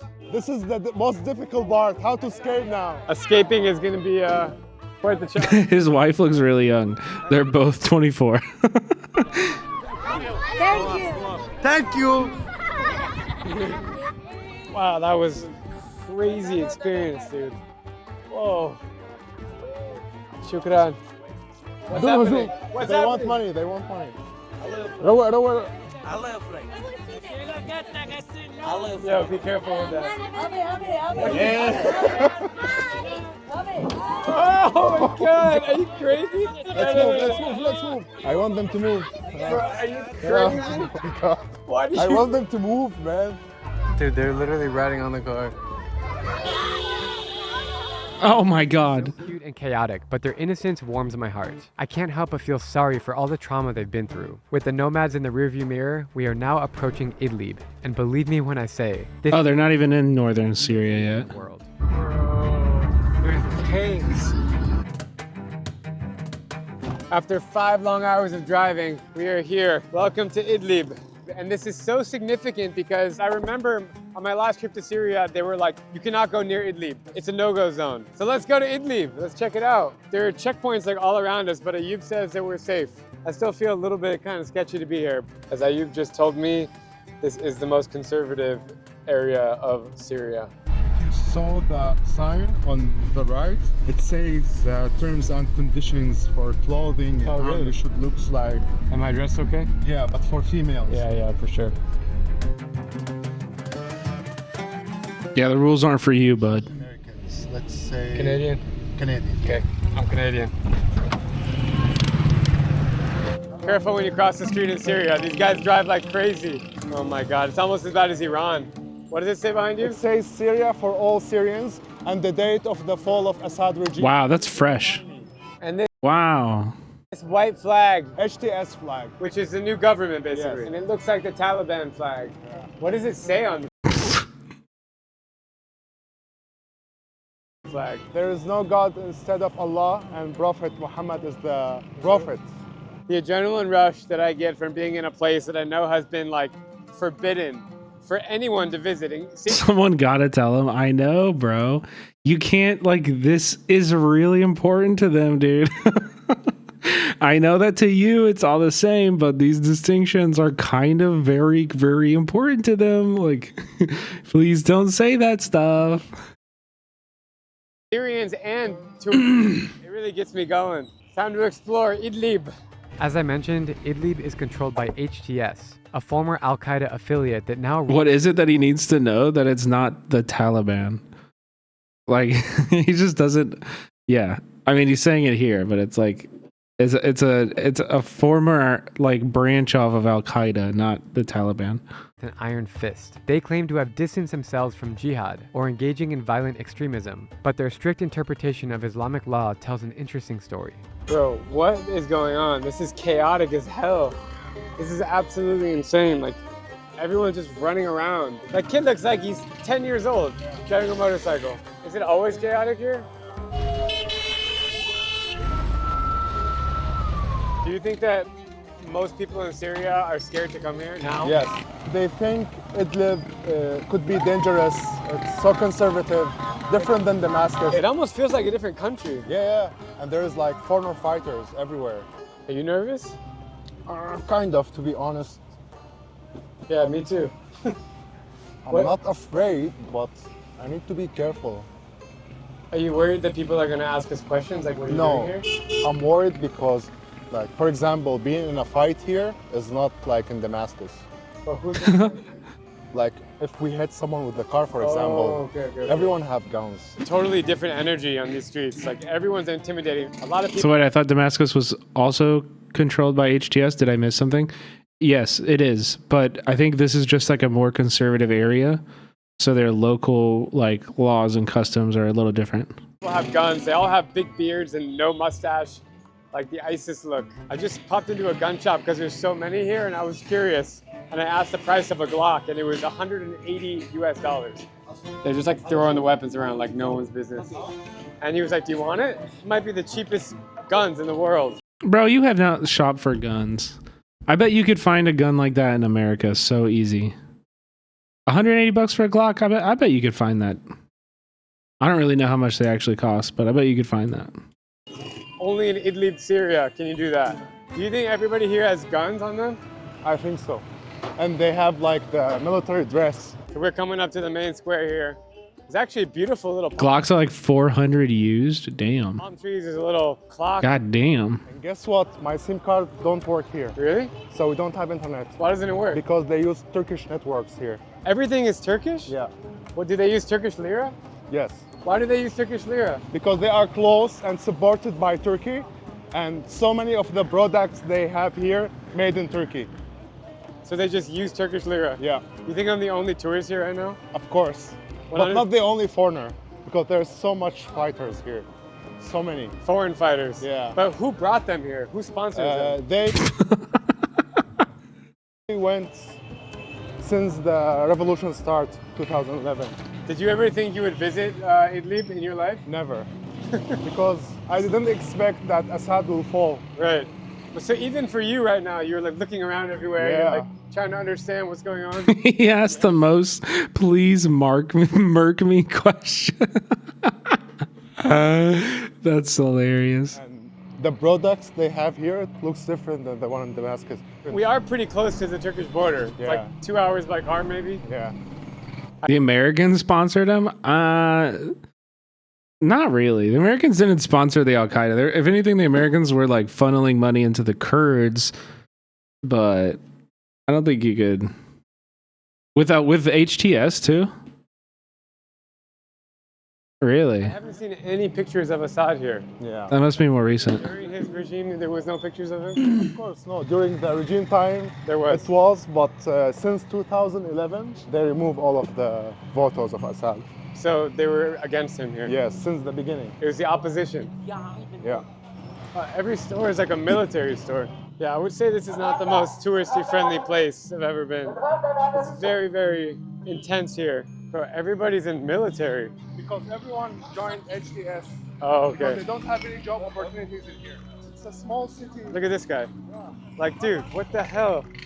That's insane. They're just walking around with huge weapons. Everyone is armed here. Ayub has taken me to a famous sweets shop here because apparently they're known for their sweets in Idlib. It's really busy in here. Yeah. Everyone's pushing around. Yeah. You can What are we check here getting? how they made it. Take the coffee. Thank you. Shukran. I love how you're just thrown in it. You're just here, like right in the middle of it, right in front of everything. Welcome to Idlib. Shukran. Time to give it a try. Whoa, really crunchy on the outside. Inside there's cheese, milk cream, there's walnuts, pistachios. This is amazing. What a moment. What a moment here in Idlib. What's your name? Mohammed. Nice to meet you. Nice to meet you. Where are you from?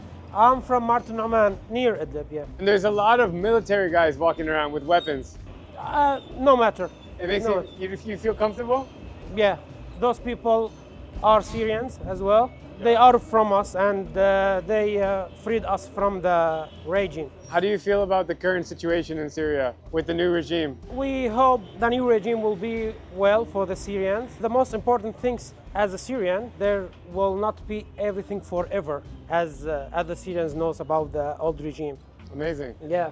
Won't be forever. After everything I've seen in Idlib, it's hard to imagine things getting more intense. But now we're heading to Aleppo, once Syria's largest city and economic heart, and now a symbol of devastation. The battle for control between Assad's forces and the rebels left so much of Aleppo's old city in ruins, destroying historic souks and mosques. Then in 2023, a 7.8 earthquake struck, killing thousands and damaging the iconic Aleppo citadel, the world's oldest castle dating back to the 3rd millennium BC. The last time I was in Syria, I was lucky enough to climb the citadel, which was unbelievable. But hearing bombs going off in the distance nearly gave me a heart attack. We're on top of the Aleppo citadel, and every 2 minutes we can hear a bomb go off. It's like... Now I want to see how people in Aleppo are rebuilding their lives. So good to be back here. This is one of my favorite places in all. It's kind of crazy he went in 2019, to be honest. That's like in the middle of the Civil War. That's kind of wild. Hustle. Right now I'm on a mission to get my hair cut. It's long and itchy. I forgot how amazing the street markets are here. You can buy anything. Oh my God. Can I try an olive? Oh, I love olive. The back alleys of Aleppo. I love olives too. Damn. What is under there? Damn. This is not the Aleppo that most people come to see. We are in some like grimy vegetable market that's really dirty with dilapidated buildings. Why was he banned from Syria? I guess the Assad regime did not like his last... When he went in 2019, they did not like the videos. They were not fans of the videos. It's really freaking awesome. We have found a barber here. I'm gonna get my haircut in this exact spot. I don't want it to be too short. In America, it's number 3, but I don't know if it's the same here. This is a little bit dirty. This is kind of ridiculous. Hi. I literally have no clue how short he's cutting it. Pretty aggressive. Good or no good? Very good. Very good. One of the most bizarre haircut experiences I've ever had. Oh, cool. I literally can't see anything in a mirror, so Hell yeah. I'm full trust in this guy. This is the $1 haircut in Aleppo, Syria. How does it look, bro? Does it? You have to fully surrender. That's awesome, guys. How you been, bro? I hope that he's doing a good job. You know, I've had haircuts all over the world, but this has to be one of the coolest places. I've drawn a bit of a crowd here. I also think he's making it too short, but whatevs. Those scissors are getting awfully close. I mean, he completely up. Like, it's way too short here, and then there's a long beard. That look good.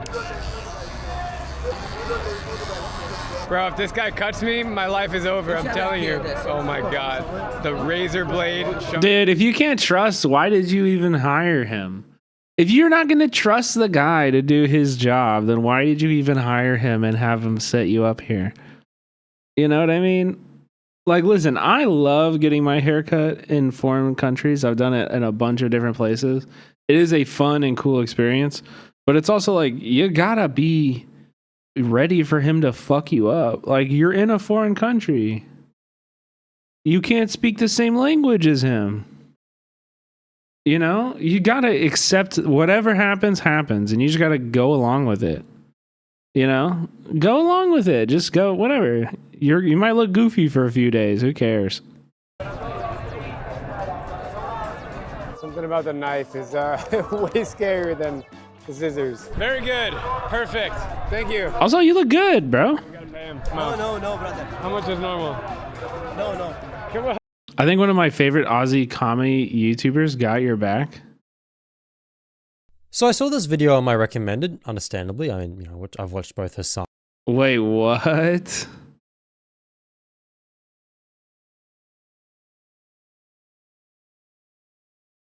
Not tonight. Not tonight. We'll do it tomorrow. Uh-oh. Wait, does he actually talk about me in this video, though? now, right?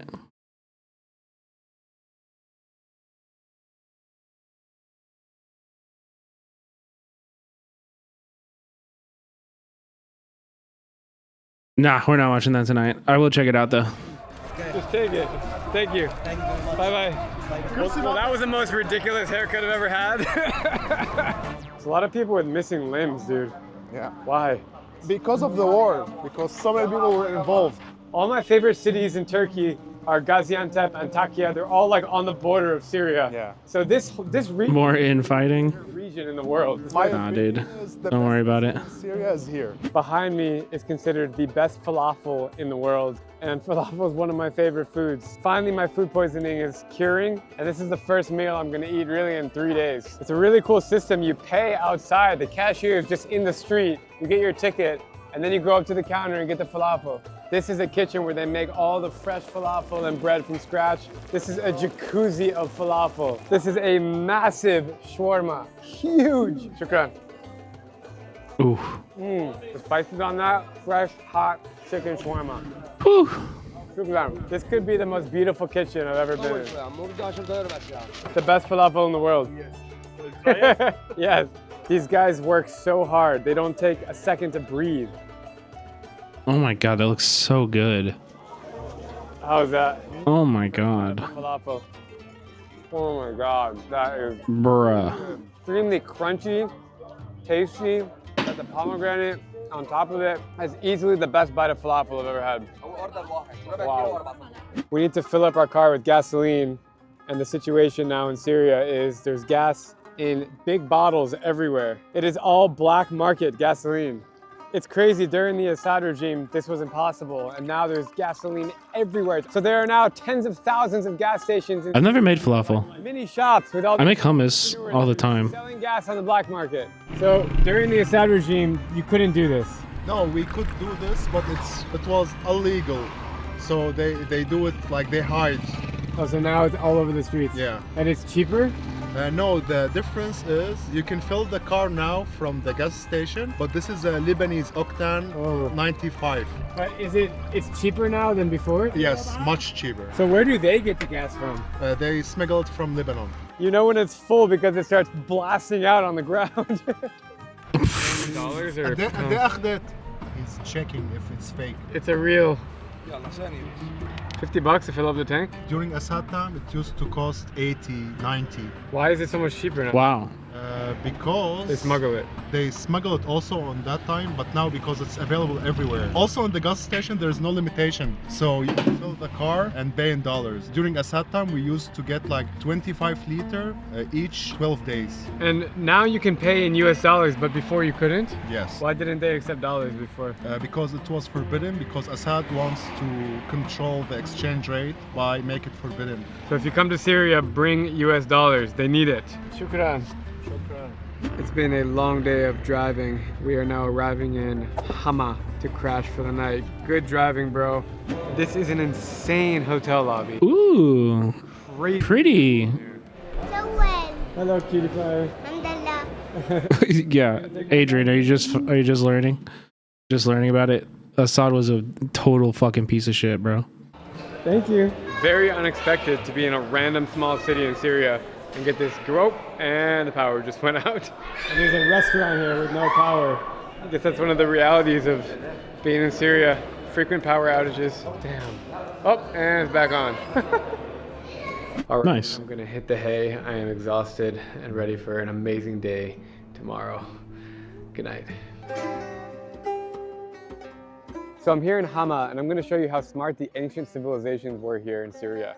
So here's the river, which is a water source, and they built this huge wooden wheel, which would collect water from the river, bring it up over the bridge and into the farms and into the communities so they would get access to water.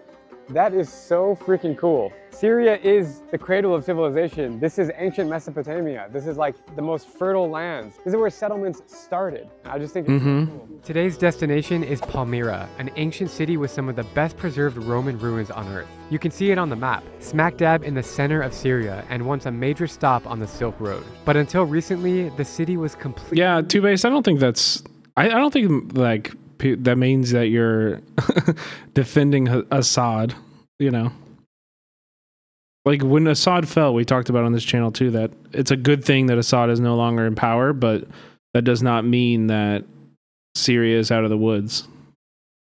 You know, they still have a long way to go towards liberation. Off limits for reasons you're about to find out. We are cruising on the road to Palmyra. It is pretty empty out here. It's just desert. Last time I tried to go to Palmyra, we were actually on the road and my driver got a call that there was a suicide bomber like somewhere halfway at one of the checkpoints. So we had to turn around and go back. Looks like this time we're gonna be looking pretty good to get there. Even though there are many checkpoints, different situation. And there's no permit now. You can just freely just go. We are driving in the middle of nowhere, in the desert, in the center of Syria. And there's a freaking tank. Hey, bro, what is that? This is for the driver, I think. Of the tank? Whoa. How recent do you think this? Like 2 weeks, 3 weeks ago. You think so? Is this a Russian tank? I think so, yeah. I feel like there could be explosives in there. Be careful, man. Seriously. Are these rockets? Wow. It's fully... Bro, what? Rockets. Is that what causes all the destruction on the buildings? Like Katyusha, yes. Calls Katyusha. All from here. This is how they shoot. They press maybe this one. Don't you want to try? No, no. Holy crap, dude. Bro, what? Imagine one just like shoots. I'm not taking Imagine you're like cranking it and it just goes and shoots a rocket, dude. Ayub has been driving so well for so long, but it's time for the American to drive in Syria. Yallah. Yallah, habibi. Habibi. I'm a good driver, don't worry. I never thought I'd be driving in Syria. This is cool. I'd take that tank hat. It looked like it was in pretty bad shape, but I thought about it too. It was pretty cool. Layer of adventure to handle the car. Rolling up to a checkpoint right now, behind the wheel. There's like 10 soldiers right here, and they all have massive guns. Assalamu alaikum.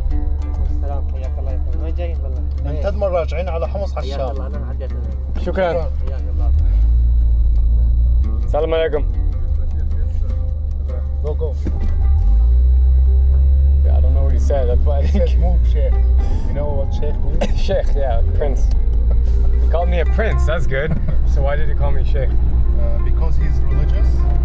So they call each other Sheikh because they, like, it's like you going to a higher position. After taking turns behind the wheel, we finally arrive in Palmyra, and the anticipation gives me goosebumps. So ISIS controlled all of this city. Yes. They were controlling the checkpoints. Yeah. They were in the city. And they destroyed the monuments. Those monuments have been here for like 2,000 years. Yeah. I just imagine like 15 years ago how many tourists were here. Now I'm the only one. It used to be like Greece on that time, full of people, even at night. Pretty destroyed. Sad. Very sad, man. All right, about 40 checkpoints later, we have arrived in Palmyra. And sadly, a lot of the city is destroyed. I mean, there was a beautiful mosque here. It's like desolate. I mean, there's a few people walking around, but all the buildings are literally destroyed. It looks like a freaking apocalypse movie. There's like 1 or 2 shops here, guys selling gasoline. And over here, I mean, it's completely destroyed. Look at this, like a kitchen right there that's about to fall through the crack. So sad. It's like give you a pit in your stomach when you see these. What is it like to live in Palmyra? Before the liberation, electricity was on the entire time in Palmyra because it's like a military base. Now, after the liberation, they still have the electricity and water, and more people are coming back to restore their houses. Now there's around like 10,000 people in Palmyra, and before the war it used to be more than 100,000. Before 2012. Wow. Tell me about what Palmyra used to feel like. Before the war, they used to count on tourism. It used to be full of tourists. They want to rebuild it and everyone come back to their house. Now we are heading to the ancient ruins where towering Roman columns have stood for more than 2,000 years. But during the Civil War, ISIS took control of the area and used the site for public executions, bombing important temples in the process. I wasn't able to come to Palmyra on my last trip, so now I'm determined to see what remains. Dang, dude. Woo! I feel free. We're firing guns behind us. Dude, scream at the top of your lungs. It feels good. Syria is amazing! Palmyra was an ancient city that became part of the Roman Empire, and all the impressive ruins are located right here in the center part of Syria. And it's huge. There's actually references of Palmyra that are mentioned in the Bible, believe it or not. Some dating as far back as the 2nd millennium BC. That's how ancient this place is. However, in the 1st century BC was when people settled here during the ancient Silk Road, and the Romans took it over, and they built all these incredible structures that you see left here right now. Behind me is the Bell Temple, which was the main site here in Palmyra, and it was completely destroyed by ISIS. Nothing to do with anything. They always have. I mean, it was like put a bunch of people, like the Silk Road went through this, you know? For centuries, people traveled thousands of miles by camel and horse and foot. And why does this have to make them upset? This beautiful, beautiful history.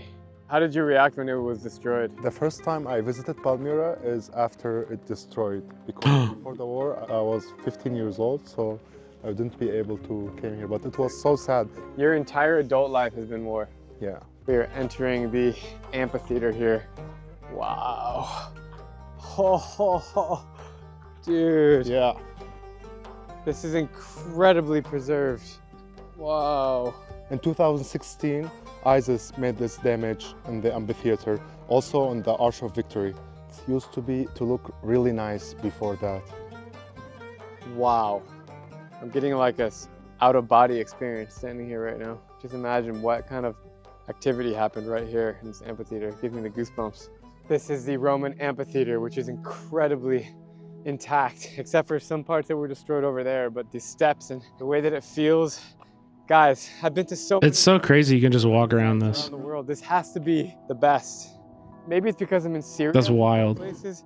Knowing the history that's happened here, the recent history, the journey to actually reach this spot, going through 40 checkpoints, and knowing like all the tension going on with this country, the fact that I actually made it here. You know, I always wonder when I go to an epic place like this, that's so historical, like, what was it like when the people were building these temples, these pillars, these columns? Like, what were they eating? What were the markets like? What were the relationships like? What did people do for fun?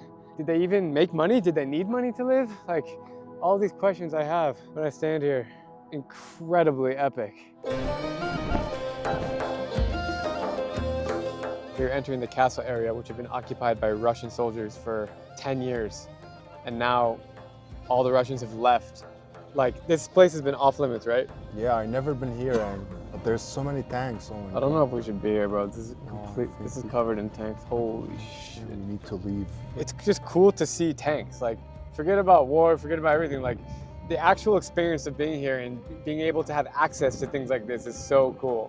Doesn't matter what country. Access to tanks? I don't know if I would call that access to tanks. It's very cool that they allow us to go everywhere. If we did something like this during Assad regime time, that's the end. Like you'd be put in Sednaya prison or what? Yeah, something like this.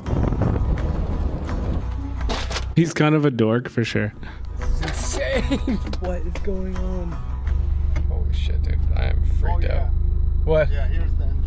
How old is this castle? It's from the 13th century, from the Mamluki period. So it's an Islamic castle, and there's a Dutch surrounded the castle. It's called Fakhruddin al-Mani Castle. So we don't know what's going to happen with this castle, whether HTS is going to take it over to be their own like compound, or if they're going to open it as a tourism, or if they're just going to close it permanently. I hope they will open it for tourism. Look at this bridge to get there. Oh my God. Dude, look at that drop though. Like if you drop through that, you're not gonna survive that fall. I don't know, man. That cannot be safe. Let's do it, man. This is so scary. Like,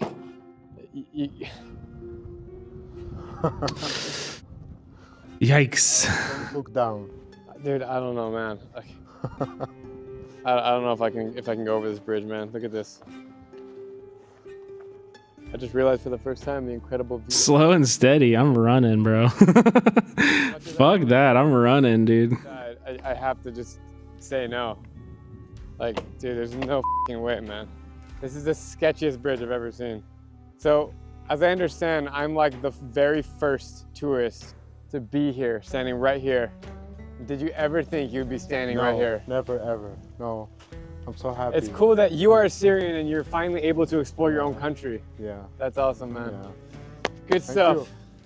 Since this was a Russian base and all the Russians recently cleared out, I can actually walk through the checkpoint to see if anything interesting was left behind. Damn, there's like clothes, jackets, a hat. It's freaky to be in here right now. It's lots of cigarettes. Oh my God. Spank bank. Don't touch that. Don't touch that, dude. This is cursed by the gooning curse. Do not touch this. Do not touch this. You will be haunted for your next 10 goons if you touch that. You leave the gooning materials alone, okay? Oh my, it's two-sided. Pictures. With the Russian base behind us, we're back on the road, still wrapping our heads around how fast things have changed in Syria. It looks like I'm driving straight to a fire.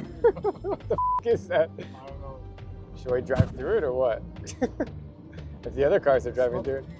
It's not clear, but there is a huge fire in front of us. Bro, the bus is on fire. What? They didn't go in the castle? No, because that's scary ass fucking bridge. See how the fire is coming from here? Jesus. Careful. I see it. Holy shit. There's a freaking bus on fire on the highway in the middle of Syria. The burning bus behind me feels like a symbol of everything I've seen in Syria. Destruction, chaos, and lives turned upside down. Over the years, tens of millions have been displaced, entire cities have been reduced to rubble, and regular civilians have been caught in the middle of a brutal war. With Assad's regime, Bro, my guy. I gotta show him one more time. to rubble, and regular civilians I gotta show him one more in the time. middle of a brutal Dude, this guy. He's fucking awesome. With Assad's regime finally gone, the concentration of power is constantly shifting, and no one knows what comes next. But one thing is certain, the people here have hope, a kind of hope that refuses to die no matter what they've survived. I have a soft spot in my heart for the proud people of Syria, and I know that their story isn't over. It is only Look at our girl Frogan. Shot a gun today? Oh, hell yeah.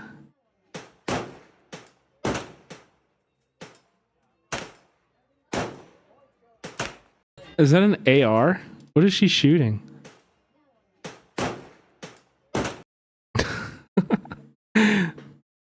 Don't let any conservatives see this. If conservatives see this, they're gonna immediately, like, gun control will be passed tomorrow. Okay? Kiss your Second Amendment goodbye. If any conservative catches wind of this. just started. Whose picture is she shooting at? I think it's like a zombie. Like a zombie. They usually have those at different like shooting ranges and stuff. Okay, let's watch this. Camping with Steve. I was driving Quick video and then we'll do the movie night. I gotta poop, so I'll be back. past and I found an airport with a lot of woods beside it. And I'm gonna go get the gear and do this stealth camping, but this looks like it could be real fun. Okay, I got my gear with me. Just gonna take one trip out there, past the runway here. That helicopter's gone. There's some tables and chairs set up here. It's fairly active local flights, really short haul things coming through. They're regularly scheduled. This weather's atrocious, but look at all these woods here. That should provide some decent shelter. I'll be back for my sleeping bag in a bit, but just one trip at a time so it doesn't look like I'm carrying too much along this barbed wire fence.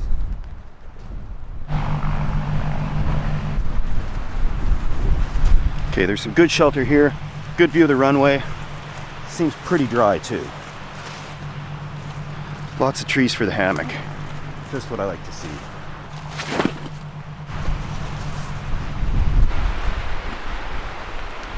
So I got my sleeping bag.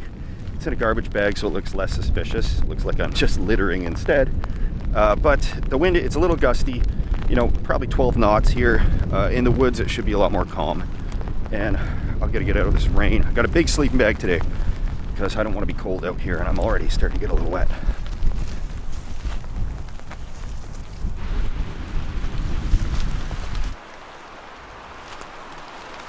I'm gonna set up here between these two trees. There's a lot of these little branches in the way, but that's okay. It'll give me more stealth. I'm really excited to get under this tarp.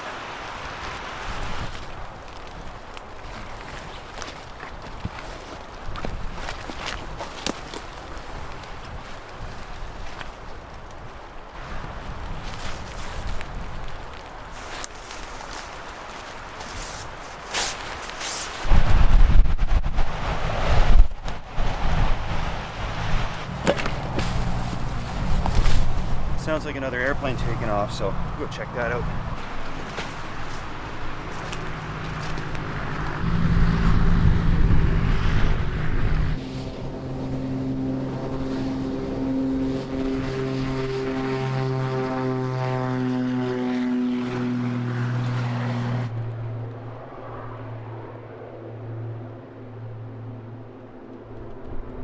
Okay.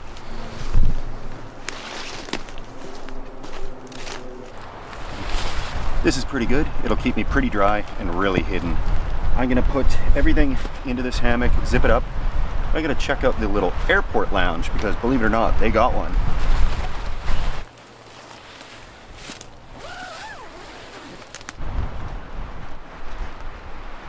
We'll do a moderate stealth test here as well. So not far away from here. Doesn't have that much of an appearance to it. There is a road right on that side there.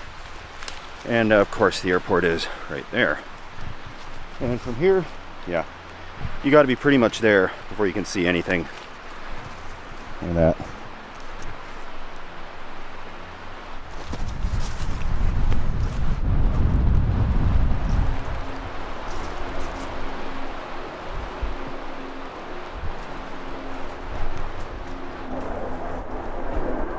Looks great to me.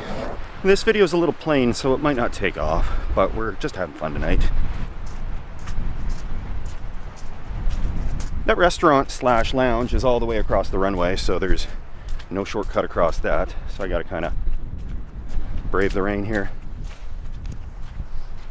The wind is really bad once you're out of those woods, so I can't wait to get to the airport. And just about there.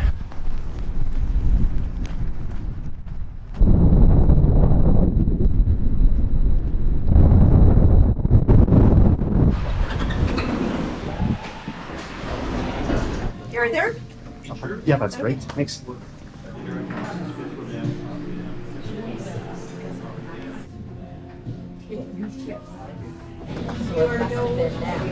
right, that was a good way to warm up.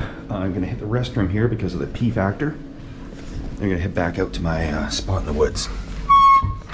Due to all the music playing, I was not able to really film any noise in there, but had a beer or two, watched a few planes, taking off and landing.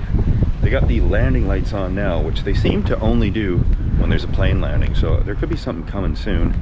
I think they're trying to save electricity or something.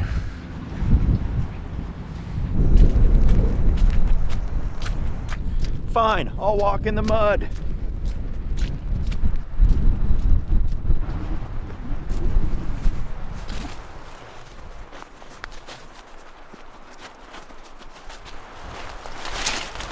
Oh no.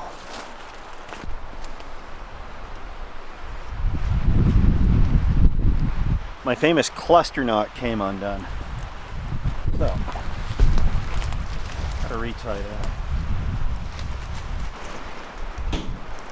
Gonna check on everything, make sure nothing's too soaked. All right, what's Steve up to? What's Steve doing? Things don't seem bad at all. Kept the sleeping bag in this garbage bag. I was already in a compression bag, so that's good and dry. Inside of the hammock. Oh, is that? But the Syria video has a pinned comment from Drew. Just collapsed. That's worth reading.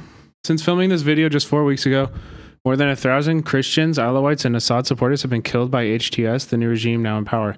Women, children, entire families gone. My heart is broken for them. The goal of this video is to show what it's like to travel in Syria after Assad's fall and to use my platform to amplify local voices.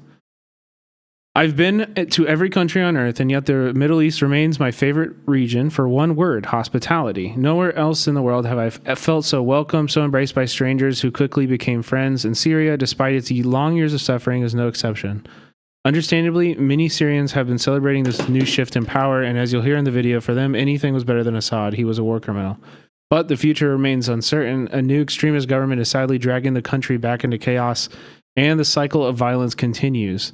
Syrians deserve peace. They deserve the right to practice their faith freely, to feel safe in their homes, and to build a future without fear, just like the rest of us. Actually, fucking decent, good statement. Nice job, Drew. Hey guys, welcome to All right, where were we? We were like here, right? retry that. This shit's wet. Gonna check on everything, make sure nothing's too soaked. Things don't seem bad at all. Kept the sleeping bag in this garbage bag. I was already in a compression bag, so that's good and dry. Inside of the hammock, there's a little moisture, but it's so windy that should dry it off real fast. Now I can feel the thing sag. Has the shirtless segment of this stream happened already? Yeah, sorry, you missed it. You have to come in for the notifications to get that. Sorry. Oh, I want to keep the click that notification. The lower it is, the stealthier it is. Nah, you missed it too, D-Slapper. This will be all right tonight. Yep, I can still feel the baby oil on my skin. This end, so I really want to pay attention to the cord line of the hammock. And right now it's slanting down.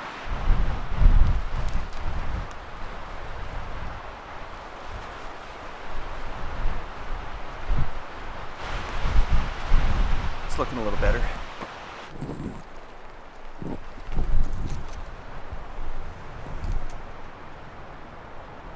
That's one of the less obvious shelters I've ever done. And I've done some pretty obvious ones, except right there's a road on one side, right there. And on the other side, there's an airport runway here.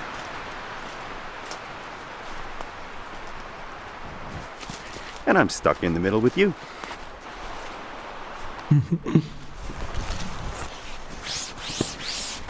Hammock is drying out awesome. I was originally going to do the cot with a little tarp over top of it here, but with all the rain I had to change my angle of attack so that I could stay comfortably dry and cook under here without too much of an issue. And this is beautifully stealthy to use in a situation like this. Obviously time for a step 2. Today's is a Wingman by Ace Brewing Company. It's local-ish. Gotta have the brewski, baby. Perfect. I don't have to be too stealthy cracking a beer over here. Other than that walking trail. So this guy is not homeless, right? He just does this for fun.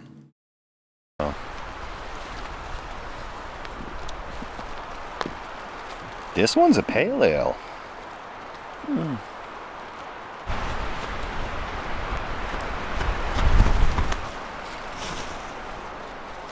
He used to be homeless, though. Oh.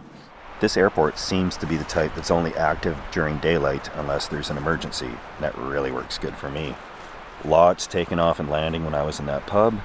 So I haven't seen anything out here yet or heard anything.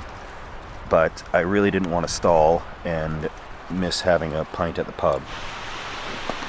If I knew I could count on that pub to be open, I would have had some dinner there.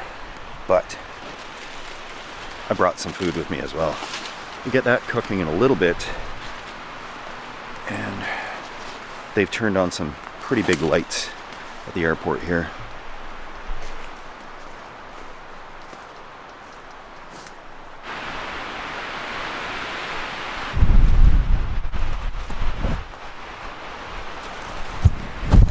Still really windy, not a lot of rain, but a lot of wind, and that's okay. Hunkering down here, it's cozy, and I don't want to be walking around too much because there's that trail right there, and if somebody sees me, things could really take a nosedive. Whiskey Tango Foxtrot. The runway lights are on. I thought they only did that if there's a plane coming, from what I saw so far. Let's check it out.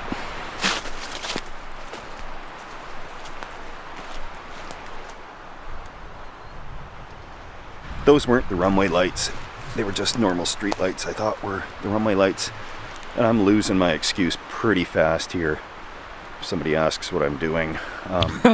Normally in the daytime I can What excuse would you say? I'm a big fan of aviation. I hate aviation. I'm scared of flying. But if anybody asked, I would just say, yeah, the Cessna. Everything's a Cessna in these airports. They're gonna buy it. I think you're probably good, dude. Specifically for this trip. I'm not going to talk about the brand or anything like that because I'm not. I didn't miss a movie, right? No, we haven't started it. We'll start it after this. Here to sell flashlights. I'm here to sleep beside the airport. But it's controllable from my phone. So I can go like bright or not bright. Or I can change the color. What movie? We're going to watch Camera Person tonight. Etc. So this one actually does what a lot of people talked about. Okay. Which is... What is it? Where in the Discord, Prodigy? A red light. A quick reason why I don't do red lights when I'm camping. Which seems very smart and stealthy, except that I'm colorblind. And I don't see well in red light. So by the time I can see what I'm doing... God damn it. This is what you want me to read, Prodigy? Polyamory is for rich, pretty people? Well, I'm not rich. But... I mean, red, I guess? You got me? Polyamory is for rich, pretty people with too much time on their hands. Damn, bro. Spoken like somebody who cannot get laid. It is so bright that the airplane's going to think that's part of the runway, probably. So I don't play with that. I will just keep it as low as possible. There's green light spectrums on here. I can mess with it quite a bit. And I'll let you know more on this flashlight as I experiment with this a little bit more. But I can put it all the colors of the rainbow. Which, yeah, I don't want to signal any emergency planes to land or anything because I'm right by the runway with a fairly bright light that does a number of colors. Okay, it's dark, which leads me to my next point, the ever so dreaded stealth test. And I got a unique system today because that flashlight's controlled by my phone. So I can turn it on from out there on the trail and see exactly how obvious it is. Oh, this airport is a little intimidating at night because of all the lights they have on. I get the feeling they're not going to see my little flashlight. I have it pointed away from the airport. So, from out here on the trail,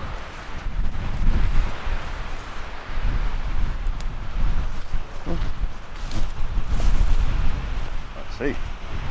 He's just asking to get caught. I'm going to turn on the lights and we're going to see just how bad it is because it's in those woods there somewhere. And I'll just blast it. So, okay, I can see that kind of through there. Turn it off. Yeah, turn it on. Turn it off. But, yeah, they're not going to see that from there. And going down this way. On. Off. On. So, yeah, you definitely see something if you were looking coming this way in the woods. There's again, on, off, on, etc. But that's pointed the complete opposite way. I'm not Polly, by the way. On the other side. Chat, I'm not Polly. I'm just hot. Just so everybody's clear. We joke because Bad and Banana called me a polycule liberal or whatever, and we thought that was a very funny insult. So we turn that off. I thought that was a very funny insult. Maybe see what it looks like from... He's been stealing Polly Valor. I have never once claimed to be Polly. From towards that way. I am nowhere near the road right now, but if I turn it on from here, full blast in the hammock. It looks like that. That's not bad, because the road is another 40, 50 feet that way. You didn't deny it enough. I mean, listen, I've had multiple partners in the past, but it wasn't like they weren't like friends with each other. It was just like an open situation. I think we're good.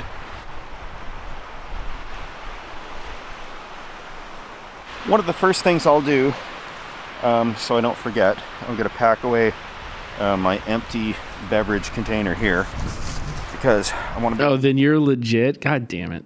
Good steward of the environment. This works good. I've got the flashlight stored in the overhead compartment in the hammock. It's fully adjustable. I can turn it whatever way I want, and I'll just point it away from the airport as much as possible. It is still windy. It's getting pretty cold, and I have a sleeping bag, so I think it's time to whip it out. Polylytical.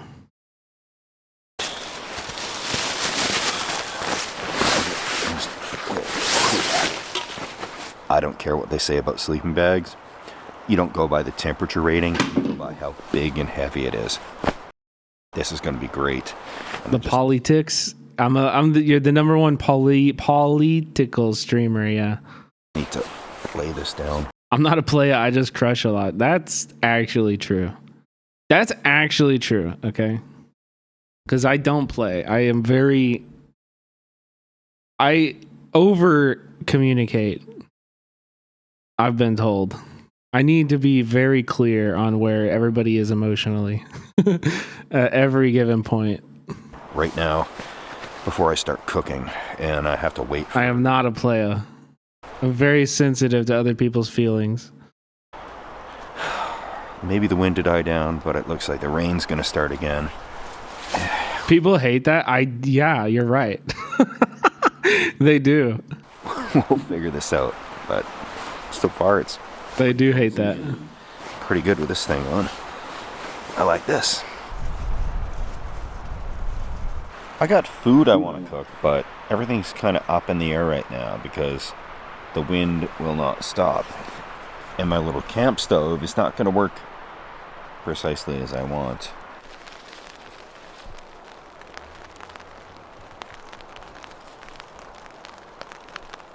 Yeah, also, we've moved on. That video is over 20 minutes ago, chat. If you're still arguing, go to Discord. Go to Discord if you have to communicate your disagreements with each other.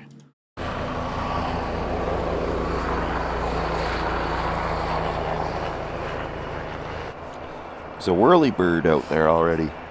Wow, it's like 7 in the morning. Woo. Holy moly, helicopters are so loud. Glad they weren't doing this all night. That would have been terrible.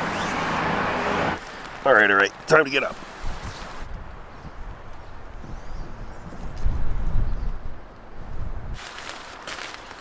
You got away with it.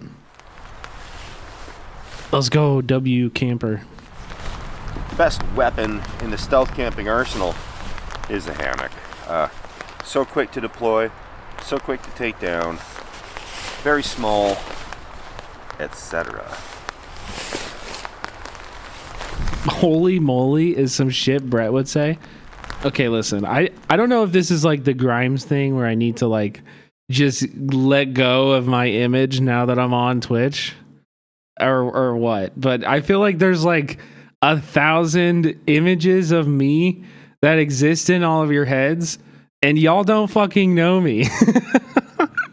Everybody's out here talking like they understand me 100%. Nobody, y'all don't fucking know me. Y'all don't fucking know me at all. I know we're joking. I was worried the pitch of the hammock. Will we ever get the white people phrase tier list? Dude, I should do that. It would make me roll all night, but I was yawning already, so... Maybe I can do that with Hartzell one day. I think that'd be a fun thing to do with Hartzell.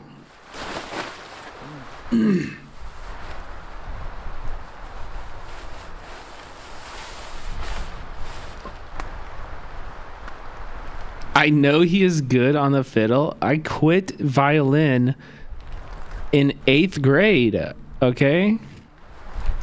Chill. Everything looks good here. Better than when I showed up. Okie dokie, gotta be S tier. Same as when I showed up. I think also like, oh, just gonna squeeze right past you. Oh, gonna squeeze right past you. That one's really good. That one's S tier for sure. Oh, yeah, that's me for sure. That's definitely me. 100%. Oh, just let me get behind you there. All right. Okay, chat, we're gonna do movie night. We're going to our movie night. You ready? Okay, this is your opportunity to get a snack, get a drink, get whatever you need to be comfy on your couch, because I am asking for the biggest TV in your home. Okay? Load it up. I know you got a smart TV, you got a Chromecast, you got a Fire Stick, whatever the fuck you need. Put me on the TV. We're watching a good movie tonight, okay? Tonight we are watching a movie. It is called Camera Person. Okay? It's a documentary from 2016. The documentary from 2016. And it's an autobiographical memoir, visual essay. It kind of is all. It's an incredible film, especially for some people. If you've ever worked in film, if you ever worked as a camera person, as I have, it really touches me to my core. It's one of my favorite movies. But I also only saw it when it came out. I saw it once when it came out, and I haven't seen it since. And so I'm very excited to watch it again. But I liked it enough to put it in my top 4 on Letterboxd. So hopefully it holds up. Hopefully it holds up. You know what I mean? I'll be right back. I'm going to smoke some weed. So grab your gap and grab a seat.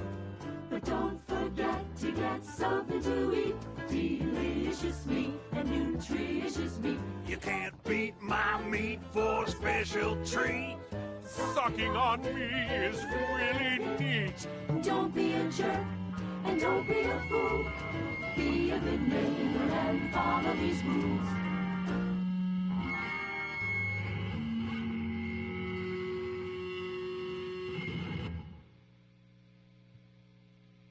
What are these rules? Remember to keep your shoes on at all times. Don't pull your penis out unless you really need to. Indecent exposure is a class 2 felony. Don't talk watch. Don't talk watch. You gave me a watch. Don't let it work out. We still have a fucking money. Do not can't take out the seat in front of you. I'm sitting there. I am everywhere at once. And I will cut you off if you make out. Yeah, I will cut your lips and tongue from your head with a.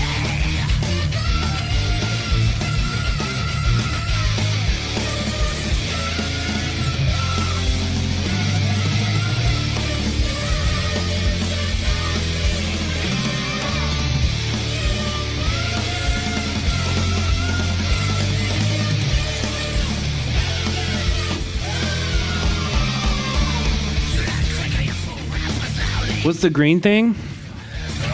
It's just a green thing. A gumdrop? Maybe, yeah. A rotten meatball.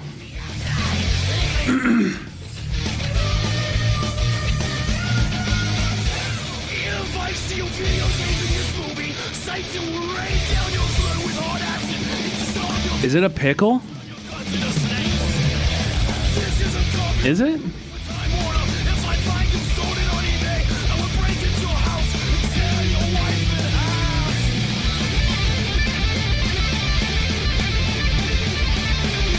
Okay, I'm gonna run the ad now.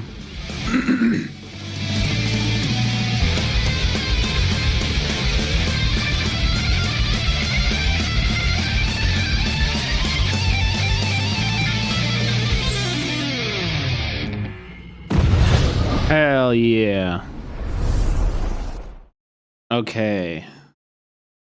Okay, well, we're gonna wait for the ad to finish running. But once it starts running or stops running, we'll start the movie. Like I do for most movies, I'll probably just shut the fuck up, let the movie play. I know there is one. I looked on IMDb for the parental guidance. Apparently, there's a child taking a bath at one point. I'm gonna try to go full cam for that, but it's not sexual, so we're not gonna freak out about it. It's fine. Other than that, yeah, I think I'm really excited. Ew, why? Because babies are babies? What do you mean, dude? What do you mean? It's like a baby. Parents take videos of their babies' butts and stuff. That's, yeah. Huh? Yeah, babies take baths. It's cute. I've never bathed my child. The latchkey kid mom is here. What else? What do you guys want to talk about? One more minute for the ad watchers. I've never bathed. The truest anarchist. The truest anarchist.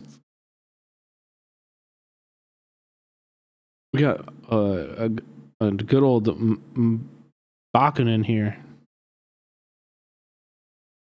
A certified Bakken in the chat. Holy shit.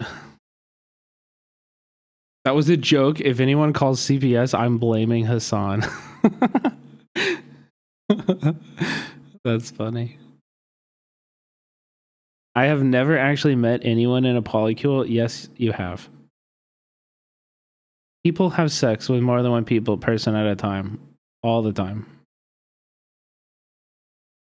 All the time. Married people do it. Everybody does it. Everybody does it. They just don't tell you. Yeah.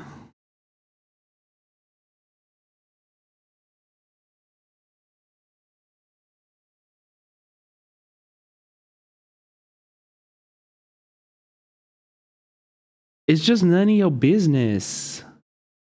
It's none of your business. I'm going to start asking, how many people are you having sex with currently?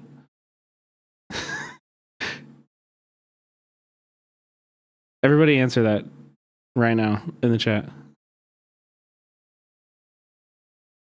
Does myself count? Now we're talking. Now we're talking. All right. Hopefully the quality gets better.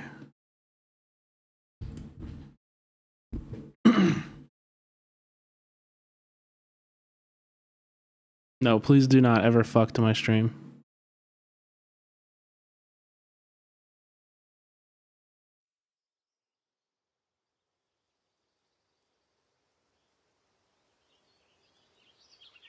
For everybody who's rating in, sorry to interrupt everybody. I know it's a very vibey movie, but basically the film we're watching is a memoir of a camera person 25 years into their career.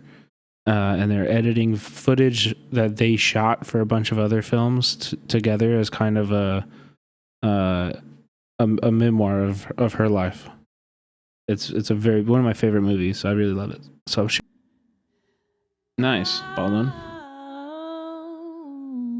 I've never been to Asia at all. Wow, yeah, Asia is amazing. Vietnam has my heart. How'd you even land to that kind of work?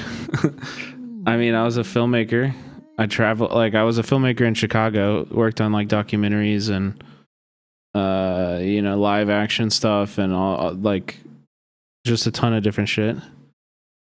And then I tried to grind my way up in that field and like as like a grip or gaffer on sets in Chicago and hated it. I was working 14-hour days for like 7 days a week.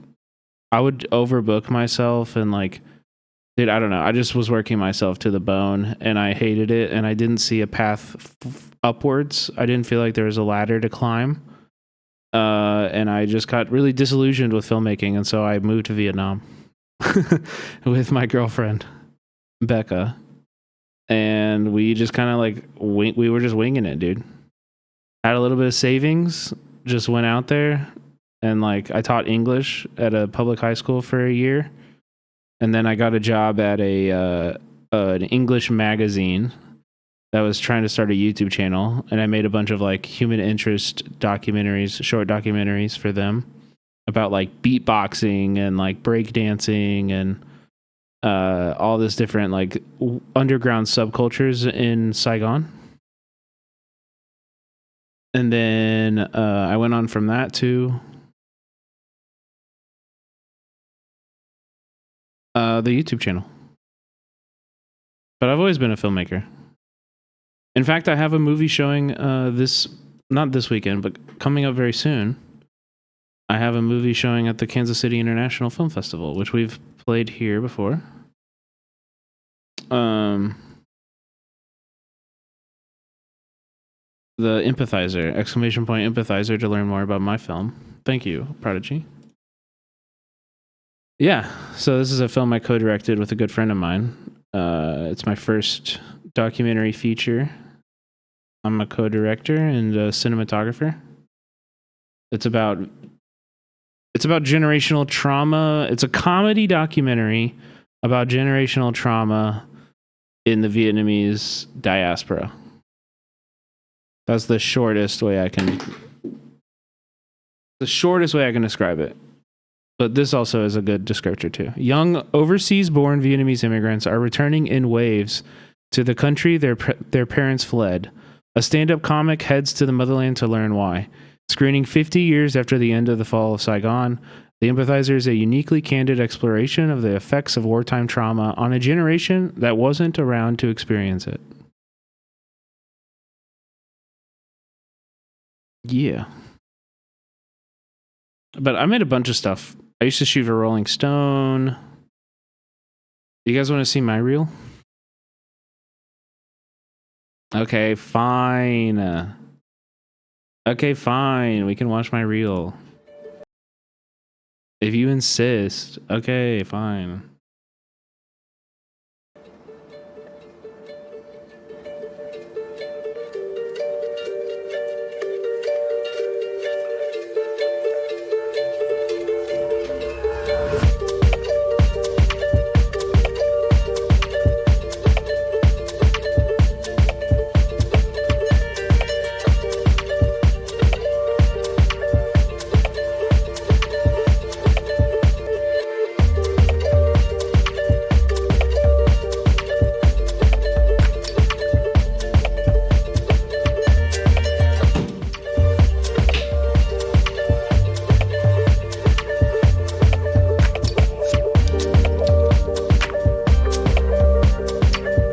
I've shot like over 24 videos for More Perfect Union.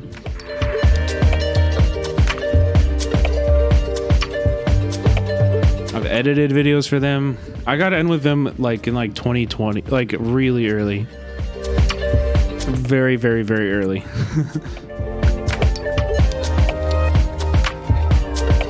But by us walking back and forth here, we stop the Teamster trucks from going in, which means the shoot cannot proceed.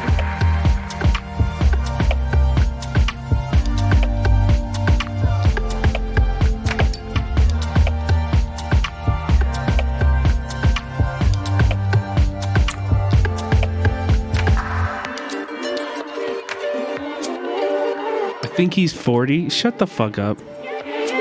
Shut the fuck up, all of you.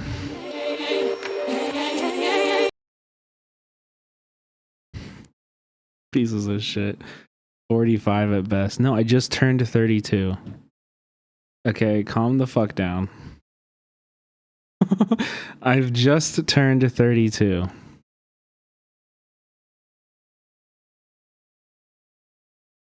You got Adam's number? Maple Takes wants to collab. No, I don't have Adam Conover's number. Also, why does Maple Takes want to collab with Adam Conover? That's the weirdest collab I've ever heard of.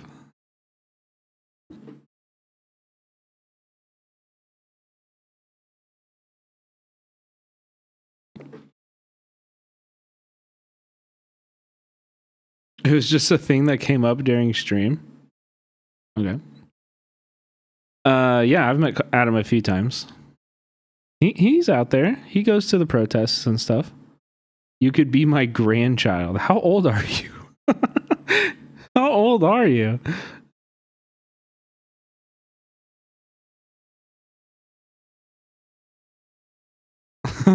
Wait, Skull, were you the one during the Paul Simon documentary that was like, I'm Paul Simon's age? I don't think I acknowledged that, but I remembered it the next day and I was like, how old is that chatter? You're really 69? That's fucking awesome. That's awesome. I'm glad you enjoy the stream. That's cool. I'm 45. I guess that's 126 internet years. A very young 69. Hell yeah. I would have never guessed. You look 32 exactly. Cool. Okay. All right. Okay. You look 21. Aw, thank you. Aw, thank you. My new favorite chatter. My new favorite chatter. Anyone on Twitch is no older than 26. I'm on Twitch all the time. What do you mean? What do you mean? Glaze, paid. It's okay. Paid chatter. I'll Venmo you later. I appreciate it. I